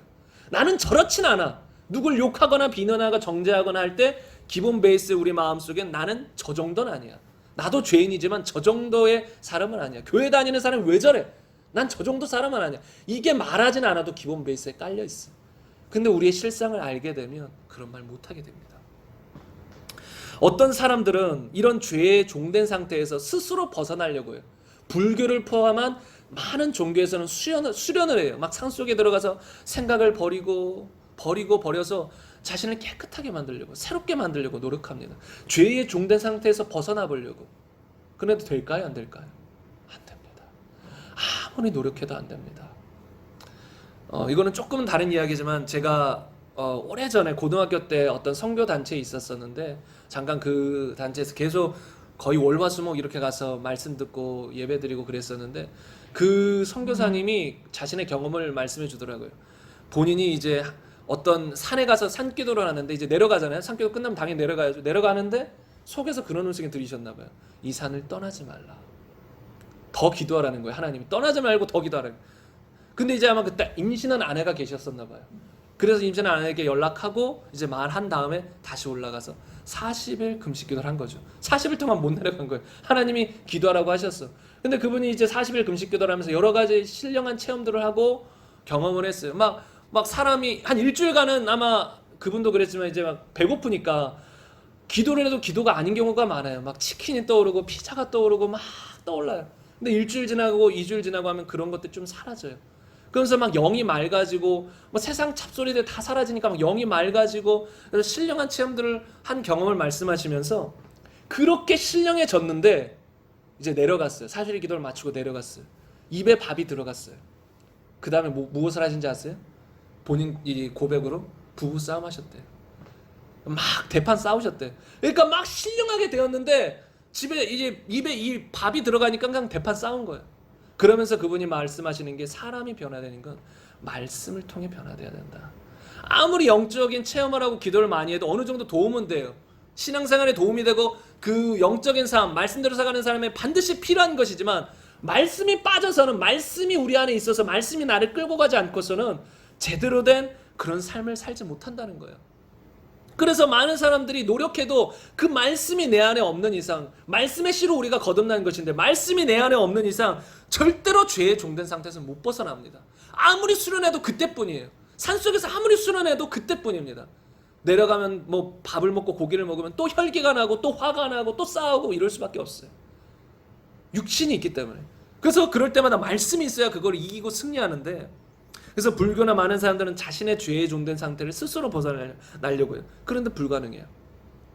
그리고 또 어떤 사람들은 이렇게 하기도 하죠. 죽음을 통해서 벗어나려고 하는 사람도 있어요. 정말 고통스러워요. 정말 힘들어요. 날마다 죄 짓고 사는 것도 지겨워요. 그래서 어떻게 해요? 결정을 어떻게 해요? 그냥 죽자. 죽으면 이 모든 고통에서, 그냥 이런 죄 짓고 이런 사는 삶에서 벗어나겠지. 근데 여러분도 아시다시피 죽으면 벗어나질까요? 죽으면 벗어나지는 것이 아니라 죄에 종된 상태에서 영원히 살아야 돼요. 어디서요? 지옥에서. 벗어나지지 않는 거예요. 우리는 죽어도 벗어날 수 없어요. 죄에 종된 상태에서. 죄의 값은 사망이에요. 영원한 지옥이에요. 그곳에서 우리는 벗어날 수가 없는 거예요. 한마디로 마귀의 손아귀에 있다는 것이죠. 그래서 사도 바울은 아까 말씀드렸지만 다시 한번 읽겠습니다. 그래서 사도 바울은 이렇게 말씀한 거예요. 다시 한번 읽겠습니다. 내 속 곧 내 육신에 선한 것이 거하지 아니하는 줄을 아노니 원함은 내게 있으나 선을 행하는 것은 없노라. 내가 원하는 바 선은 행하지 아니하고 도리어 원하지 아니하는 바 악을 행하는도다. 이게 우리 인생이라는 거예요. 아무리 하나님을 알아요. 어릴 때 하나님 얘기들 하나님을 알고 선한 삶을 살고 의롭게 살고 싶어도 안 된다는 거예요. 우리의 노력은 결국은 마지막에 가면 어떤 이 결과가 되냐면 절망이에요. 절망. 제가 존경하는 어떤 선교사님도 그랬다 그러더라고요. 정말로 예수님 믿고 집사가 되고 너무 노력했는데 마지막엔 절망이더래요. 안 되더래요. 그렇게 노력했는데도 나의 모습이 안 변화되더래요. 그걸 아마 몇 년? 엄청 오랜 세월 그렇게 노력하고 했는데 마지막엔 절망이고 포기였어요. 안 되더라는 거죠. 결국은 무엇을 통해 사람이 변화돼요? 아들 예수님의 십자가와 부활을 통해서 우리가 죽고 새로 태어남을 통해서 변화되는 것이거든요. 그것이 아니면 절대 변화가 안 돼요. 그래서 오늘 본문 말씀 보면 죄를 범하는 자마다 죄의 종인데 누가 우리를 자유롭게 할 수 있어요? 아들이 우리를 자유롭게 할 수 있어요. 예수님 외에는 우리를 자유롭게 해줄 분이 없다라는 거예요. 죄의 세력으로부터 우리를 자유롭게 해줄 분이에요. 예수님밖에는 없다. 우리가 이것을 알아야 될 줄로 믿습니다. 그리고 우리가 죄의 종된 상태가 또 어떤 상태이냐면 적절한 환경이 주어지면 언제든지 수많은 열매를 맺는 게 죄의 종된 상태예요. 많은 사람들이 오해하고 착각하는 게 있어요. 그것이 무엇인지 아세요? 내가 많은 죄를 짓지 않았으면 나는 좀 작은 죄인이라고 생각해요. 예를 들어 뭐 유교적 집안에서 태어나거나 모태신앙으로 태어나서 내가 죄를 조금만 지었어요. 그러면 나는 나를 큰 죄인, 사도 바울처럼 대역죄인, 죄인 중에 대개수라고 생각을 하지 않는다는 거예요. 작은 죄인이라고 생각해요. 그리고 어떤 사람들은 큰 죄를 범했어요. 뭐 살인죄를 범하거나 뭐 간음죄를 범하거나 여러 가지 큰 죄를 범했어요. 그럼 자기를 큰 죄로 여겨요. 근데 여기서 큰 착각이 무엇인지 아세요? 우리가 왜 죄를 지으며 살아갈까요? 죄인이니까 죄를 지으며 살아가요. 이거 여러분이 진짜 잘 이해하셔야 돼요. 내가 어떤 죄를 져서 죄인이 된 게 아니에요. 그래서 내가 어떤 죄를 안 지으면 의인이 되는 게 아니라는 거예요. 죄인이 되어서 다시 말하면 죄의 종이 되어서 죄를 지며 살아가는 거예요. 그런데 그 죄를 많이 짓거나 적게 짓는 건 어떤 거에 따라 달라지냐면 환경에 따라 달라져요. 내가 좋은 집안에서 죄를 안 짓는 의로운 좀 뭔가 기독교 집안에서 태어나거나 유교적 집안에서 태어나요. 그럼 죄 많이 안 져요. 왜요? 환경이 그러니까. 근데 여전히 죄인이거든요. 그런데 그 사람의 환경이 한번 바뀌어볼까요? 유교적 집안에서 태어났어요. 근데 대학교 갔어요. 깡패들이랑 어울리기 시작했어요. 밤마다 술 마시기 시작했어요. 그럼 죄 안 지을까요? 대번 죄 짓습니다. 환경이 사람을 만든다는 게 세상에서 그런 거예요. 환경이 사람을 만드는 거예요. 그런 경우에서는. 물론 기독교인은 환경을 초월한 이 사람들이지만 기본적으로 우리 육신의 사람들은 다 환경의 지배를 받아요. 죄인이니까. 그러니까 내가 크게 죄를 짓지 않았더라도 나는 큰 죄인인 거예요. 왜요? 내 안에 다 있어요. 씨가. 죄의 씨가 다 있다는 거예요. 여러분 중에 만약에 살인한 사람은 없을 거 아니에요. 우리가 누굴 살인하지 않아요. 연쇄 살인범이 아니에요. 근데 우리는 이 뉴스나 이런 데 보면 연쇄 살인범이 나오잖아요. 그리고 많은 사람들이 댓글로 비난을 해요. 그리고 저는 그런 건 끔찍한 죄라고 당연히 하면 안 되는 거지만 저는 심각하게 생각하면 우리 모두가 연쇄 살인범이 될 수 있는 가능성이 있다고 봐요. 예수 믿지 않으면. 왜요? 죄의 종이니까. 죄인이니까. 죄인이 뭐예요? 하나님 떠났다는 게 죄인이에요. 한마디로. 선하신 하나님, 선한 영향력에서 벗어났다는 거예요. 빛에서 벗어나는 거예요. 다시 말하면 어둠 가운데 섞여 있는 거예요. 빛에서 벗어나면 뭐예요? 어둠인 거예요. 이 열, 뜨거운 것, 이 열을 뜨겁다. 거기서 열이 없는 곳에서는 그게 열이 없다라는 것이, 열이 없는 것이 반대로 뭐예요? 차갑다라는 거예요. 차가운 게 뭐냐면 열이 없는 거예요. 그러니까 열이 없다, 빛이 없다, 차갑고 어둡다라는 거예요. 그렇게 빛이신 하나님을 떠나요. 사랑이신 하나님 떠나고 어둠 가운데 속한 거예요. 그게 죄인인 상태예요. 죄인인 상태. 하나님의 생명에 떠난. 그러니까 죄인인 상태에서 환경만 주어지면 우리는 온갖 죄를 범하는 거예요. 여러분이 어떤 그런 연쇄살인범의 자식으로 태어나거나 아니면 마피아의 자식으로 태어나거나 조폭 두목의 자식으로 태어나봐요. 여러분 사람들 안 때릴 것 같습니까? 사기 안 칠 것 같습니까? 사람 안 죽일 것 같습니까? 물론 처음 사람 죽이는 건 기본적인 양심이 어느 정도 있어서 힘들겠죠. 근데 연쇄살인범처럼 계속 죽여봐요. 그런 양심도 다 무너집니다. 죄인이기 때문에. 여러분 우리가 이걸 인정할 수 있어야 돼요. 저도 예수님 안 믿었다면 지금 어떤 사람이 됐을지 몰라요. 환경에 따라서 사람은 죄의 열매를 무럭무럭 맺게 돼 있어요. 여러분 과실수는 과일을 맺는 열매는 보통 3년은 열매를 안 맺는다고요. 처음부터 3년 뒤부터 보통 열매를 맺는다고요. 근데 3년 뒤에도 열매를 안 맺을 수도 있죠. 왜요? 거름도 제대로 안 주고 물도 제대로 안 주면 열매를 제대로 안 맺을 거예요. 그런데 물을 잘 주고 거름을 잘 주고 햇볕을 잘 쐬면 무럭무럭 열매를 맺어요. 이게 우리 죄인인 인간과 같아요. 환경이 안 주어져서 죄의 열매를 안 맺는 것뿐이에요. 교회 다니는 젊은이들 보세요. 이 어릴 때는 우리 학생은 아니겠지만 어릴 때 많은 학생들이 교회를 다녀요. 근데 보통 중학생 때 조금 떠나요. 고등학생 더 많이 떠나요. 청년 때 거의 다 떠나요. 지금 이게 교회를 다니는 사람들이 현실이에요. 환경이 안 돼서 어릴 때는 부모님의 권위 안에 있어서 환경이 안 돼서 교회를 다니는 거예요. 그런데 그 부모님의 권위 안에 환경에서 벗어나면 죄인된 삶이 이제 점점 드러나요. 하나님 완전히 떠나버립니다. 이런 경우가 한국 교회에 너무나 많아요. 많은 사람들 그걸 모르는 거죠. 그냥 교회 다니니까 안정적이지만 아니에요. 이 안이 거듭나지 않고 변하지 않으면 언젠가 그것은 드러나게 돼 있어요. 환경만 주어진 이 안에서 열매가 맺혀진다는 거죠. 우리가 이것을 깊이 깨달으면 그 누구도 정죄하거나 비난할 수 없어요. 죄는 죄라고 말해야 돼요. 인정해야 돼요. 회개시켜야 돼요. 말씀을 전해줘야 돼요. 이건 죄다. 회개하지 않으면 지옥 간다. 전해줘야 돼요. 근데 그렇게 명확히 분별하고 알려주는 것과 비난하고 정죄하는 건 다르잖아요. 비난하고 정죄하는 건 나는 저렇지 않다는 거예요. 나쁜 놈. 난 절대 저러지 않아. 아예 저 사람을 죽이는 거잖아요. 비난과 정죄는 사람을 살리는 게 아니에요. 죽이는 거예요. 그런데 그리스도인들은 죄는 죄라고 인정하지만 사람을 살리려고 하는 거예요. 그 죄에서 벗어나야 된다. 근데 많은 사람들이 그리스도인이면서도 불구하고 이 정죄하고 비난하고 판단하는 것에서 쉽게 못 벗어나더라고요. 조금만 누가 잘못하면 교인들끼리 서로 비난하고 정죄해요. 왜요? 자신은 안 그런 줄 알아요. 자신이 안 그랬다면 그거 예수님의 은혜예요. 하나님의 은혜예요. 은혜인 줄 알아야지. 그게 나는 그런 사람 아니야. 자신이 높아져 버려. 그래 남을 깎아내려요. 비난하고 정죄. 교회가 갈라져. 사람들이 갈라져. 분열돼요. 그런 사람들과 한번 묻고 싶어요. 그 김용희 선교사님이라는 분이 이런 예화를 들더라고요. 어떤 사람들이 무인도에 갇혔어요. 무인도에 갇혔는데 아무도 없어요. 나밖에 없어요. 무인도에 갇혀서 오랜 시간을 보내야 되는데 딱 보니까 이 옛날에는 비디오가 있었잖아요. 텔레비전과 이 비디오를 틀어주는 그 기계가 있는 거예요. 그런데 딱 비디오가 2개밖에 없어요. 아주 지루한 다큐멘터리 비디오. 그리고 빨간 19금 비디오. 그래서 김용희 선교사님이 질문하더라고요. 당신들은 무엇을 보겠냐고. 이 질문에 자유로울 사람이 있겠냐고. 오랜 세월 거기서 지내야 돼요. 물론 빨간 비디오를 경험해보지 못한 사람이야 뭔지 모르고 안 볼 수도 있겠지만 그런 이제 성적으로 알고 그런 사람들이 그런 빨간 비디오가 있는데 다큐멘터리만 보고 그거를 절제할까? 예수 안 믿는 사람들 중에 믿는 사람은 그 성령의 능력을 안 볼 수 있겠지만 저도 예수님 안 믿으면 온갖 죄악을 범하며 살았을 수 있어요. 더 심한 죄. 전 이걸 처절히 느껴요. 저의 존재를 알아요. 지금도 제 안에 하나님이 안 계세요.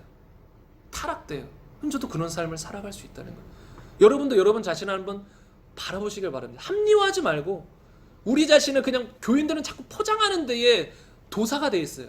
교인들은 왜냐하면 사람들이 조금만 겉모습이 잘못되면 지적하거든요. 서로 비난하고 판단하기 때문에 자연스럽게 자신을 보호해야 돼요. 그래서 감춰요. 나의 그런 안 좋은 부분을 감춰요. 그래서 교회에서는 거룩하지만 집에 가면 그리고 아무도 없을 때는 온갖 죄를 범하며 악한 생각을 하며 살아가요. 그게 지금 한국교회 현실이에요. 제가 그런 어떤 집회나 아니면 이야기를 들었을 때 실제로 들은 이야기, 실제로 본 이야기들을 여러분에게 전하는 거예요. 여러분, 이 사역자를 포함해서 수많은 사람들, 교회 다니는 사람들, 이 음란한 죄에 안 빠진 사람이 거의 없습니다. 저는 그거를 알고는 있었지만 제가 직접 가서 사람들의 고백을 들었을 때 진짜 충격을 받았어요. 이 정도일 줄이야. 이 정도일 줄이야. 제가 모였을 때는 거의 뭐 선교사님들, 목사님, 이 전도사님들, 어떤 사역자들 모임이었어요. 이 목회자 모임이었는데 거기서 제가 기억하기로는 거의 100%다 고백했어요. 뭐 음란한 죄진 거, 뭐 성폭행한 거, 교회 안에서 성도들과 간음한 거 다 고백하더라고요. 이제 이런 실상 복음 앞에 자신을 직면하고 이제 과거에 그런 삶을 살았다, 이제는 안 살겠다, 그런 고백의 자리였어요. 근데 뭐 물론 고백 안 한 사람들 있겠죠. 근데 진짜 심각하더라고요. 여러분, 지금 젊은 청년들, 초등학교를 넘어서 중학교, 고등학교 청년들 가운데 성적으로 타락하지 않은 사람들 교회 안에서도 거의 없습니다. 거의 없어요. 이게 실상이에요. 저도 이제 자녀를 곧 낳지만 제 자녀도 교회만 다닌다고 안전한 게 아니에요. 지금 이 세대는 어떤 성적으로 문란한 세대예요. 혼전순결? 여러분, 지금 세상 사람들에게는 통하지 않습니다. 혼전순결은 구시대의 것이에요. 결혼 전에 온갖 남자 여자 만나서 관계를 갖는 것이 이상한 게 아니에요. 당연한 세상이 돼버렸어요. 그리고 그런 것들을 기독교인들도 절제를 못해요. 그리고 그것이 죄인 줄도 모르는 청년들, 젊은이들도 많고 알면서도 범하는 사람들도 많고. 여러분, 이런 실상을 보자는 거예요. 이게 우리의 실상이라는 거예요. 아무도 주님의 능력이 아니고서는, 복음의 능력이 아니고서는 이런 죄의 소나기에서 벗어날 수 없습니다. 우리가 이런 우리의 실상을 봐야 될 줄로 믿습니다. 그렇게 될 때 우리는 정말로 진정한 회개를 할 수 있어요. 그리고 내 자신을 보는 순간 주님 앞에 진정으로 마음이 낮아질 수 있는 거예요. 이때가 그리스도인의 출발점이에요. 이게 안 되고 그리스도인이 된 사람들은 나중에 교만하거나 넘어지거나 주님 떠나가는 게 아주 쉬워요. 근데 이것이 되고 이 기초가 되고 주님을 믿은 사람은 아예 신앙생활 자체가 달라요. 출발점부터 달라요. 확실히 예수님을 믿는 것이기 때문에.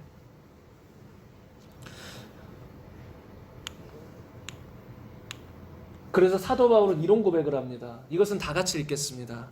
그러나 내가 나의 나된 것은 하나님의 은혜로 된 것이니 내게 주신 그의 은혜가 헛되지 아니하여 내가 모든 사도보다 더 많이 수고하였으나 내가 한 것이 아니요 오직 나와 함께 하신 하나님의 은혜로다. 여러분, 많은 목회자들이, 많은 사람들이 이런 고백을 합니다. 사도 바울처럼 내가 나된 것은 하나님의 은혜입니다. 그리고 무슨 일이 있을 때 하나님의 은혜예요. 이게 인사치레로 해요. 근데 저는 묻고 싶어요. 정말 그렇게 생각하십니까? 정말 이 마음에 하나님의 은혜라고 생각하십니까? 그렇게 생각하지 않으면 교만한 것이거든요. 성경에서는 마지막에 우리가 열심히 일하고 주님을 만나면 이렇게 말할 수도 있죠. 주님, 내가 열심히 일했습니다. 보상해 주세요. 근데 성경은 절대 그렇게 말하라고 말하지 않아요. 오히려 어떻게 말하라고 하는지 아세요? 주님, 해야 될 일을 했을 뿐입니다. 여러분, 우리 마지막 날 주님 만났을 때 주님, 내가 이만큼 했습니다. 아닙니다. 주님, 해야 될 일을 했을 뿐입니다. 여러분, 우리는 당연히 해야 될 일을 하는 거예요. 여러분, 주의 말씀에 순종하는 거, 그게 잘한 게 아니에요. 당연한 것입니다. 주의 말씀에 순종했다고 교만해질 필요가 없는 거예요. 당연한 거예요. 해야 될 일을 했을 뿐입니다. 그리고 우리가 주의 말씀을 실제로 삶에서 이뤄내요. 살아내요. 말씀대로 살아가요. 그리고 하나님 나를 사용하세요. 나를 통해 어떤 주님의 일이 나타났어요. 기적이 일어났어요. 나의 기도를 들으셨어요. 그럼 많은 사람들이 우쭐하게 됩니다. 저도 사람인지라 또 육신이 있잖아요. 아직 육신이 거듭 완전히 변화된 게 아니에요. 영혼의 이 새로운 부활의 몸으로 바뀐 게 아니에요. 저도 언제든지 죄에 넘어질 가능성이 있어요. 교만해질 가능성이 있어요. 저도 그래서 항상 제 자신을 주의하는 거예요.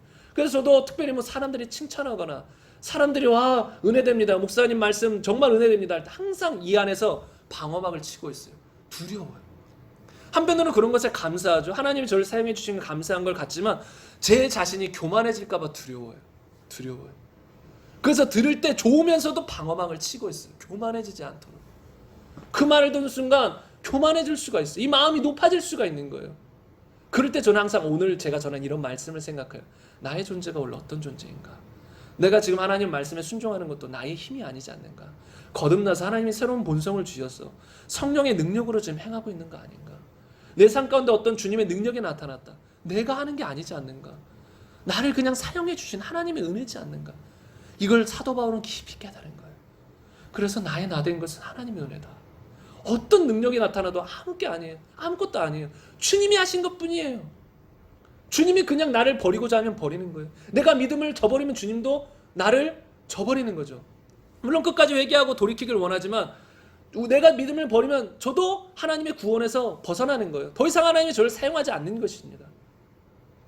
지금 제가 하나님 앞에 겸손하고 낮추고 주의 말씀에 순종하려고 하기 때문에 주님이 사용하시는 것이지 제가 잘나서 하는 게 아니에요. 그래서 항상 오늘의 이런 말씀을 저는 묵상해요. 교만해지려고 할 때마다 조금이라도 이 마음에서 교만한 생각 마음이 들려고 할 때마다. 그래서 여러분도 혹시라도 마음 가운데 뭐 큰 그런 게 없고 나는 말씀대로 잘 살고 있다. 그럼 그냥 감사하세요. 주님의 은혜다. 나의 나 된 것은 은혜다. 근데 항상 명심해야 될 건 나의 원래의 상태는 저런 죄에 종된 상태였다. 주님이 없으면 나는 언제든지 저런 삶을 살아갈 수밖에 없다. 여러분, 세상에서 끔찍한 죄인보다 난 더 끔찍해질 수도 있다. 이걸 인정하시는 저와 여러분 되시길 바랍니다. 마지막 말씀을 마무리하겠습니다. 여러분, 오늘 이런 말씀에 여러분 직면하십시오. 세상에 어떤 사람들보다 나는 끔찍한 사람이 될 수 있다. 환경만 주어지면. 환경이 안 주어져서 그렇지 환경만 주어지면 나도 그런 죄인이다. 그리고 여러분, 우리의 마음을 주 앞에 낮추시길 바랍니다. 끔찍한 나는 죄역 죄인입니다. 하나님의 원수입니다. 마귀에게 속한 자입니다. 마귀의 자식입니다.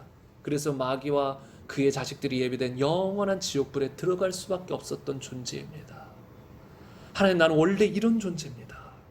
이렇게 우리 마음을 낮추시길 바랍니다. 그리고 세리처럼 마지막 한 구절 읽겠습니다. 마지막 한 구절은 다 같이 읽겠습니다. 예수께서 길에 나가실새 한 사람이 달려와서 꿇어앉아 묻자오되 선한 선생님이여 내가 무엇을 하여야 영생을 얻으리까? 예수께서 이르시되 내가 어찌하여 나를 선하다 일컫느냐? 하나님 한 분 외에는 선한 이가 없느니라. 여러분, 어떤 부자 청년이 예수님께 나와서 선한 선생님이여 라고 말합니다. 선한 선생님이요. 여러분, 어떻게 생각하세요? 예수님은 선한 분이십니까? 아닙니까? 선한 분이시지요. 근데 여기서는 좀 의아해요. 예수님이 네가 나를 왜 선하다 하느냐? 맞잖아요. 선한 선생님 맞잖아요. 선한 분 맞잖아요. 그럼 맞다. 난 선한 선생님 이래야 되는데 네가 나를 왜 어찌 선하다 하느냐? 하나님 한 분 외에는 선한 이가 없다. 여기서 예수님 자신이 선하지 않다라는 게 아니에요. 이 사람은 예수님을 선한 선생님으로 말한 거예요. 다시 말하면 사람으로 보고 있는 거예요. 그러니까 이 부자의 생각 속에서는 말씀을 잘 지키고 노력하면 이 땅에서 선해질 수 있다라는 생각이 있었을 거예요. 이 부자에게는. 그래서 이 예수님은 아주 선해진 분이라고 생각이 됐기 때문에 선한 선생님이요. 사람이지만, 하나님이 아니에요. 사람이지만 아주 선한 삶을 살았으니까 선한 선생님이요. 온 인류는 하나님을 떠났기 때문에 다시 말하면 온 인류 가운데 선한 사람은 단 한 명도 없다. 선한 분은 하나님밖에 없다라는 걸 예수님은 지적하시죠. 한 구절만 마지막으로 더 읽겠습니다. 누가복음 18장 10절 이하인데요. 다 같이 읽겠습니다. 두 사람이 기도하러 성전에 올라가니 하나는 바리새인이요 하나는 세리라. 바리새인은 서서 따로 기도하여 이르되 하나님이여 나는 다른 사람들 곧 토색, 불의, 간음을 하는 자들과 같지 아니하고 이 세리와 같지 아니함을 감사하나이다. 나는 일해에 2번씩 금식하고 또 소득의 11조를 드리나이다 하고 세리는 멀리 서서 감히 눈을 들어 하늘을 쳐다보지 못하고 다만 가슴을 치며 이르되 하나님이여 불쌍히 여기소서. 나는 죄인이로소이다 하였느니라. 내가 너희에게 이르노니 이에 저 바리새인이 아니고 이 사람이 의롭다 하심을 받고 그의 집으로 내려갔느니라. 무릇 자기를 높이는 자는 낮아지고 자기를 낮추는 자는 높아지리라 하시니라. 아멘. 여러분, 이 세리처럼 정말 가슴을 치며 하나님 불쌍히 여기소서, 나는 죄인입니다 라고 우리가 고백해야 된다는 건 말씀을 통해 들었어요. 근데 이런 말씀을 전했을 때, 이렇게 우리가 고백하고 이렇게 하나님 앞에 기도해야 된다고 했을 때 많은 사람들이 이렇게 할 수 있을까요? 없을까요? 못합니다. 왜요? 직면이 안 됐어요. 나의 실상에 내가 그런 존재다, 하나님 없으면 소망이 없다, 내가 아무리 노력해도 어떤 세상의 방법을 써도, 세상의 백만장자가 되어도, 어떤 종교를 찾아다니며 수련을 해도 안 된다. 난 죄인이고 죄 덩어리며 죄의 종이다. 죄에 끌려다닐 수밖에 없다. 그리고 나에게 기다리는 건 영원한 지옥밖에 없다. 이걸 내가 직면해야만 세리처럼 가슴을 치며 회개하는 거예요. 난 죄인입니다. 난 죄인입니다. 그래서 여러분 직면하셔야 된다는 거예요. 나의 실상을 더 깊이 생각하실, 더 깊이 깨달을 때마다 더 깊은 회개가 나오고 더 깊이 주님을 사랑하며 더 깊이 주님을 의지하게 돼요. 왜요? 내 힘으로는 불가능하니까. 여러분, 이런 찬양이 있습니다. 은혜 아니면 살아갈 수가 없네. 은혜 아니면 살아갈 수가 없네. 우리가 주의 뜻대로 의롭게 살아가고 있습니까? 은혜입니다. 주님 은혜를 걷어가시면 똑같아요. 우리도 세상 사람과. 은혜 아니면 살아갈 수 없습니다. 은혜 아니면 살아갈 수 없습니다. 그래서 여러분, 우리 이 시간 함께 기도하길 원하는데 이 세리처럼 우리 이 시간 가슴을 치며 한번 회개했으면 좋겠습니다. 물론 여러분 가운데서는 벌써 예수님 믿고 의의 종이 된 성도님들도 많이 계실 것입니다. 그러나 내 안에 의의 종이지만 또 저런 모습이 나타난다면, 또 여전히 저도 주님처럼 세리와 같이 주님이 없으면 아무것도 할 수 없습니다. 주님이 없으면 의로운 삶을 살 수가 없습니다. 주님이 없으면 나에게 기다리는 것은 지옥밖에 없는 걸 압니다. 주님, 나를 불쌍히 여겨 주옵소서. 나를 불쌍히 여겨 주옵소서. 그러면 주님은 말씀하실 것입니다. 저 바리새인이 아니라 지금 마음을 낮춘 너가 지금 의롭게 될 것이다. 지금 이 시간 함께 말씀을 생각하시면서 자신의 실상에 직면하시면서 이 시간 함께 회개하시면서 나아가시겠습니다. 5분 10분 정도 함께 기도하시겠습니다. 하나님 감사합니다. 우리가 말씀을 가지고 주 앞에 나아갑니다. 우리가 은혜 아니면 살아갈 수가 없습니다. 우리가 지금 잘 살고 있는 것도, 우리가 혹시 지금 믿음 가운데 거하여서 하나님 말씀들을 지키며 살아간다면 그것은 주님의 은혜입니다. 주님의 성령님의 능력입니다. 하나님의 도우심입니다. 하나님 없이는 아무것도 할 수 없는 것이 우리의 존재입니다. 사도 바울처럼 의롭게 살고 싶고 말씀대로 살고 싶고 선한 삶을 살고 싶어도 하나님 없이는 불가능합니다. 복음의 능력 없이는 불가능합니다. 하나님, 직면하게 하옵소서. 우리가 그런 죄인인 것을, 하나님을 떠난 죄인인 것을, 죄의 종인 것을 깨닫게 하여 주옵소서. 주님, 깨닫게 하여 주시옵소서. 주님, 깨닫게 하여 주시옵소서. 깨닫게 하여 주시옵소서. 하나님, 이 시간 은혜 베풀어 주옵소서. 하나님, 이런 말씀이 우리 안에 실제가 되지 않으면 아무 의미가 없습니다. 하나님, 이런 말씀이 우리 안에 실제로 직면되지 않으면 하나님, 지식에 불과합니다. 길가밭에 뿌려진 말씀처럼 마귀가 채워가 버립니다. 하나님, 이 시간 간구합니다. 이 시간 성도님들 한 분 한 분을 성령님은, 하나님은 사랑하십니다. 한 명도 주님은 그냥 왔다 그냥 가지, 그냥 가기를 원하지 아니하시고, 주님은 모두가 은혜 받고 주님의 말씀에 직면하고 회개하고 새롭게 되기를 원하십니다. 하나님은 사랑이시기에, 하나님은 우리를 외모로 보지 아니하시고 우리 각 사람을 진실되게 사랑하시기에 하나님 모두가 새롭게 되기를, 회개하기를, 변화되기를 하나님은 원하십니다. 하나님의 그 사랑을 붙들고 그 사랑을 믿고 이 시간 기도합니다. 하나님의 그 사랑의 뜻에 의지하여 기도합니다. 우리 각 사람 말씀에 직면하게 하소서. 말씀에 눈이 뜨이게 하소서. 말씀을 들을 수 있는 귀를 열어주소서.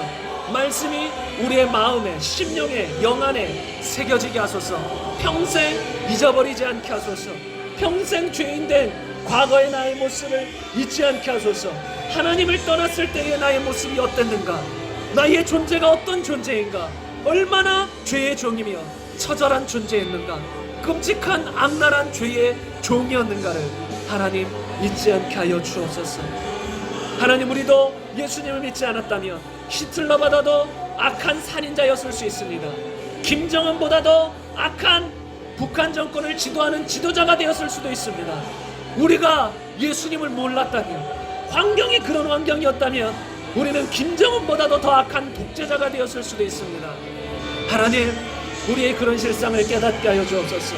주님을 떠난 사람들은 하나님, 죄의 열매가 크고 작은 건 환경의 차이일 뿐이지 똑같은 끔찍하고 악랄한 하나님을 떠난 죄인인 것을 깨닫게 하여 주옵소서.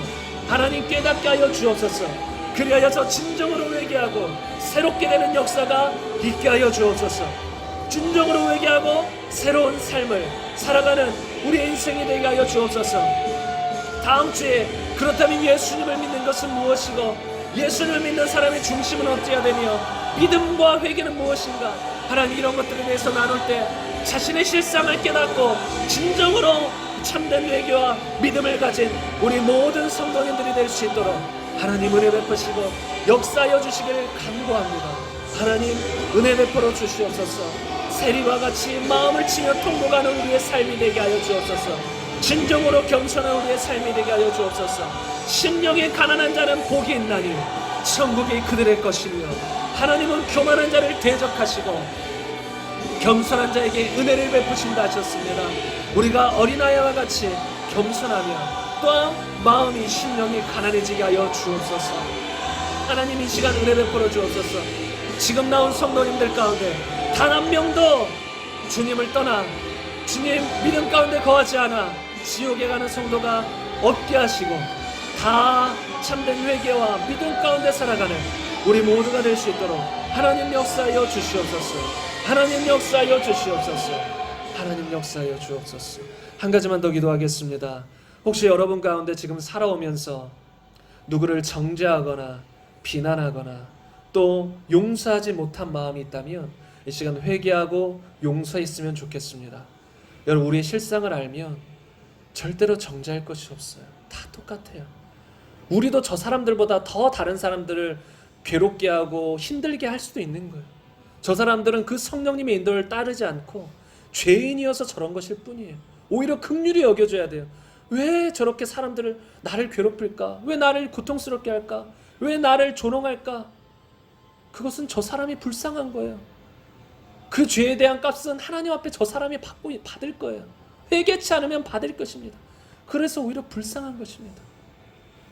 내 마음속에 원수들, 용서하지 못하는 사람들, 나를 괴롭히고 힘들게 하고 모욕하고 이상한 소문을 퍼뜨리고 나에게 심지어 육체적으로 학대하거나 고통을 줬던 사람들, 그 사람들이 오히려 불쌍한 것입니다. 주 앞에 끔찍한 죄를 범한 것이기 때문에.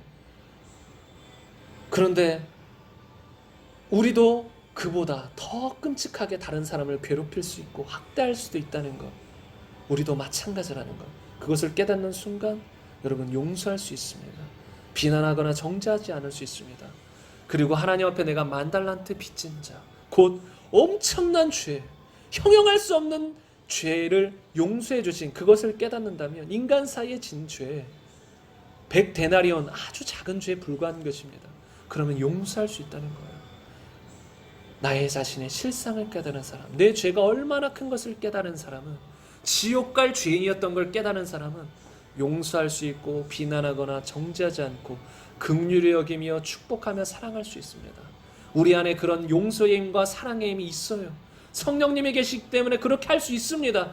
조금 힘들 수는 있어요. 그러나 가능합니다.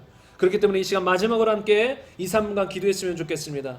비난하거나 정죄하거나 용서하지 못한 것이 있으면 이 시간 회개하고 또 용서하시고 더 나아가 그들을 축복하시고 사랑하며 이 시간 기도했으면 좋겠습니다. 기도하시겠습니다. 하나님 감사합니다.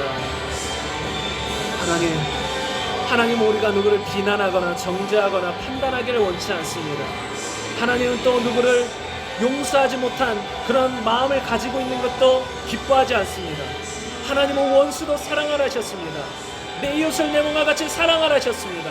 핍박하는 사람들 원수를 사랑하라 하셨습니다. 하나님 정죄하거나 판단하지 말라고 하셨습니다. 그럼에도 불구하고 때로 우리 자신이 높아져서 내 자신의 실상을 보여보지 못하고 남들을 비난하거나 정죄하거나 하나님 용서하지 못했습니다. 이런 과거의 우리의 모습들을 용서하여 주옵소서. 하나님 우리의 모습들을 용서하여 주시고 이제는 그들을 용서합니다. 비난하거나 정죄하지 않겠습니다. 하나님 그들도 나와 똑같습니다. 똑같은 죄인이기 때문에 저런 일들을 행했습니다. 그런데 그들은 하나님을 제대로 알지 못했습니다. 하나님의 능력을, 복음의 능력을 제대로 알지 못했습니다. 그래서 저런 죄 가운데 가고 있습니다. 그래서 저렇게 다른 사람들을 괴롭게 하고 있습니다. 하나님 저 사람들을 불쌍히 여겨 주옵소서. 저들이 알지 못해서 저러고 있습니다. 알지 못해서 저렇게 죄 가운데 가고 있습니다. 저 사람들을 긍휼히 여겨주시고 불쌍히 여겨주시고 저 사람들도 예수님 믿고 새롭게 되게 하시고 회개케 하여 주옵소서. 구원받게 하여 주옵소서. 하나님 우리가 그들을 축복합니다. 우리의 원수된 자들을 축복합니다. 우리가 비난하고 정죄하던 자들을 축복합니다. 그리고 그들을 사랑합니다.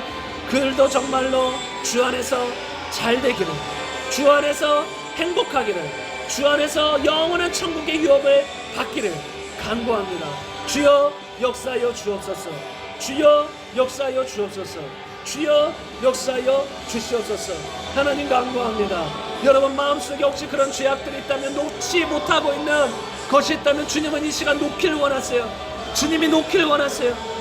미움을, 원한을 놓기를 원하십니다. 주 앞에 내려놓으세요. 주 앞에 내려놓으시고 용서하세요. 용서할 수 있습니다. 사랑할 수 있습니다.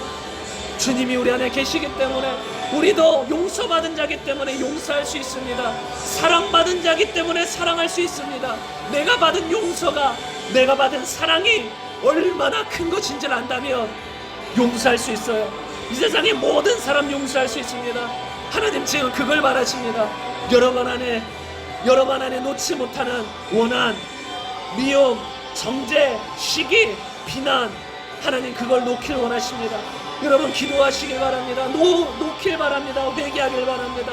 주님 기도합니다. 참으로 우리가 자유로운 자가 되게 하소서. 더 이상 우리 안에 그런 원한과 비난과 정죄를 가지고 살아가지 않게 하여 주옵소서.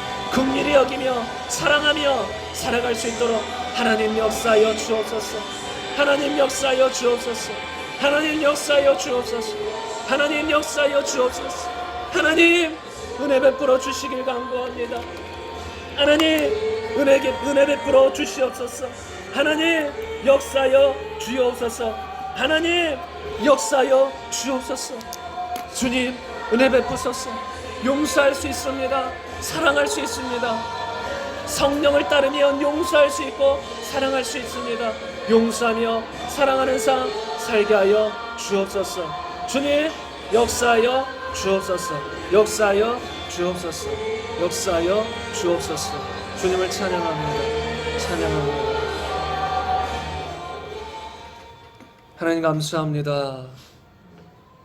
예수님이 없다면 우리는 죄의 종이며 마귀에게 속한 자며 마귀의 지배를 받는 마귀의 자식이며 영원히 지옥에 갈 수밖에 없는 그런 존재입니다. 하나님 그러나 예수님이 오셔서 십자가 지시고 부활하셔서 우리의 죄를 사하시며 죄의 세력으로부터 해방시키시고 새로운 본성, 새로운 생명이 되게 하셨습니다.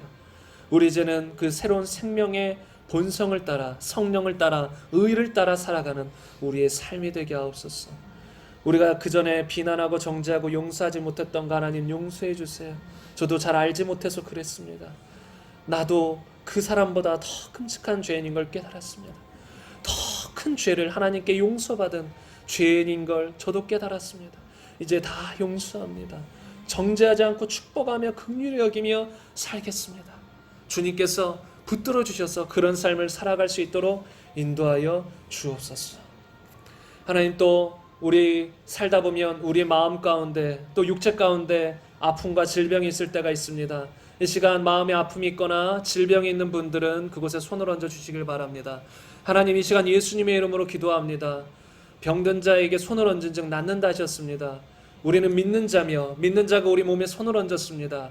병든 우리의 육체에 마음에 손을 얹었습니다. 이 시간 예수님의 이름으로 선포합니다. 우리 마음 가운데 질병은, 우리 마음 가운데 아픔은, 고통은, 또 우리 육체 가운데 질병은 예수님의 이름으로 떠나갈 치여다. 예수님의 이름으로 새롭게 될 치여다. 주님, 하나님의 치유의 능력이 이 시간 우리 각 사람에게 임하게 하옵소서. 주님, 네가 믿느냐? 라고 말씀하셨을 때 믿는다라고 하는 사람들마다 다 고침받았습니다. 예수님은 이 땅에서 복음을 전하는 게 첫 번째 순위셨지만 항상 복음을 전하실 때 많은 경우 병든 자들을 고쳐주셨습니다. 왜? 하나님의 뜻이기 때문에. 우리가 이 땅에서 영혼만 잘 될 뿐만 아니라, 영혼만 천국 갈 뿐만 아니라 이 땅에 우리의 육체도 회복되고 병에서 노임받고 새롭게 되는 것, 마음의 평안도 얻는 것, 그것도 하나님의 뜻이기 때문에. 왜? 사랑하시기 때문에, 하나님의 뜻이기 때문에 하나님은 분명 우리의 마음의 평안도, 우리의 육체의 자유함도 원하십니다. 이 시간 그것을 믿음으로 받아들입니다. 우리의 육체도 우리의 마음도 이 시간 강건해지게 하여 주옵소서. 하나님, 그리고 우리가 준비된 예물 드렸습니다. 그 예물 주님 받으소서. 단지 그런 물질은 하나님 앞에 어찌 보면 아무것도 아닙니다. 세상의 모든 것이 주님 것인데 물질 가지고 하나님 앞에 우리는 무엇을 내세울 것이 아무것도 없으나 다만 이 물질, 정말 우리가 삶 속에서 귀하게 쓰는 이 물질 주님께 드림으로 우리의 마음을 드린 것입니다. 주님, 우리의 마음을 주 앞에 드렸습니다. 주님, 이 마음을 받으시고 정말 우리의 마음이 평생 주님께 향할 수 있도록 주님 역사하여 주옵소서. 평생 주님을 떠나지 않도록 역사하여 주옵소서. 주님, 저희는 주님의 것입니다. 주님께 속한 자입니다. 하늘에 속한 자입니다. 육신에 속한 자가 아니라 영에 속한 자입니다. 우리가 그런 하나님의 자녀로서 날마다 승리하며 살아갈 수 있도록 죄의 종이었던 상태를 깊이 깨닫고 교만하지 않고 평생 겸손하여 주님의 은혜임을 고백하며 살아가는 우리 모두가 될 수 있도록 역사하여 주옵소서. 지금은 우리 구주 예수 그리스도의 은혜와 하나님의 사랑과 성령님의 내재 충만 교통하심이 말씀을 듣고 우리의 실상을 알고 세리처럼 회개하는, 또 철저히 겸손하게 주님 앞에 나아갈 지금 모인 모든 성도님들과 우리 성도님들의 가정과 직장과 사업과 이 나라와 북한과 이스라엘과 온 열방 가운데 지금부터 영원토록 함께 있기를 축원하옵나이다. 아멘.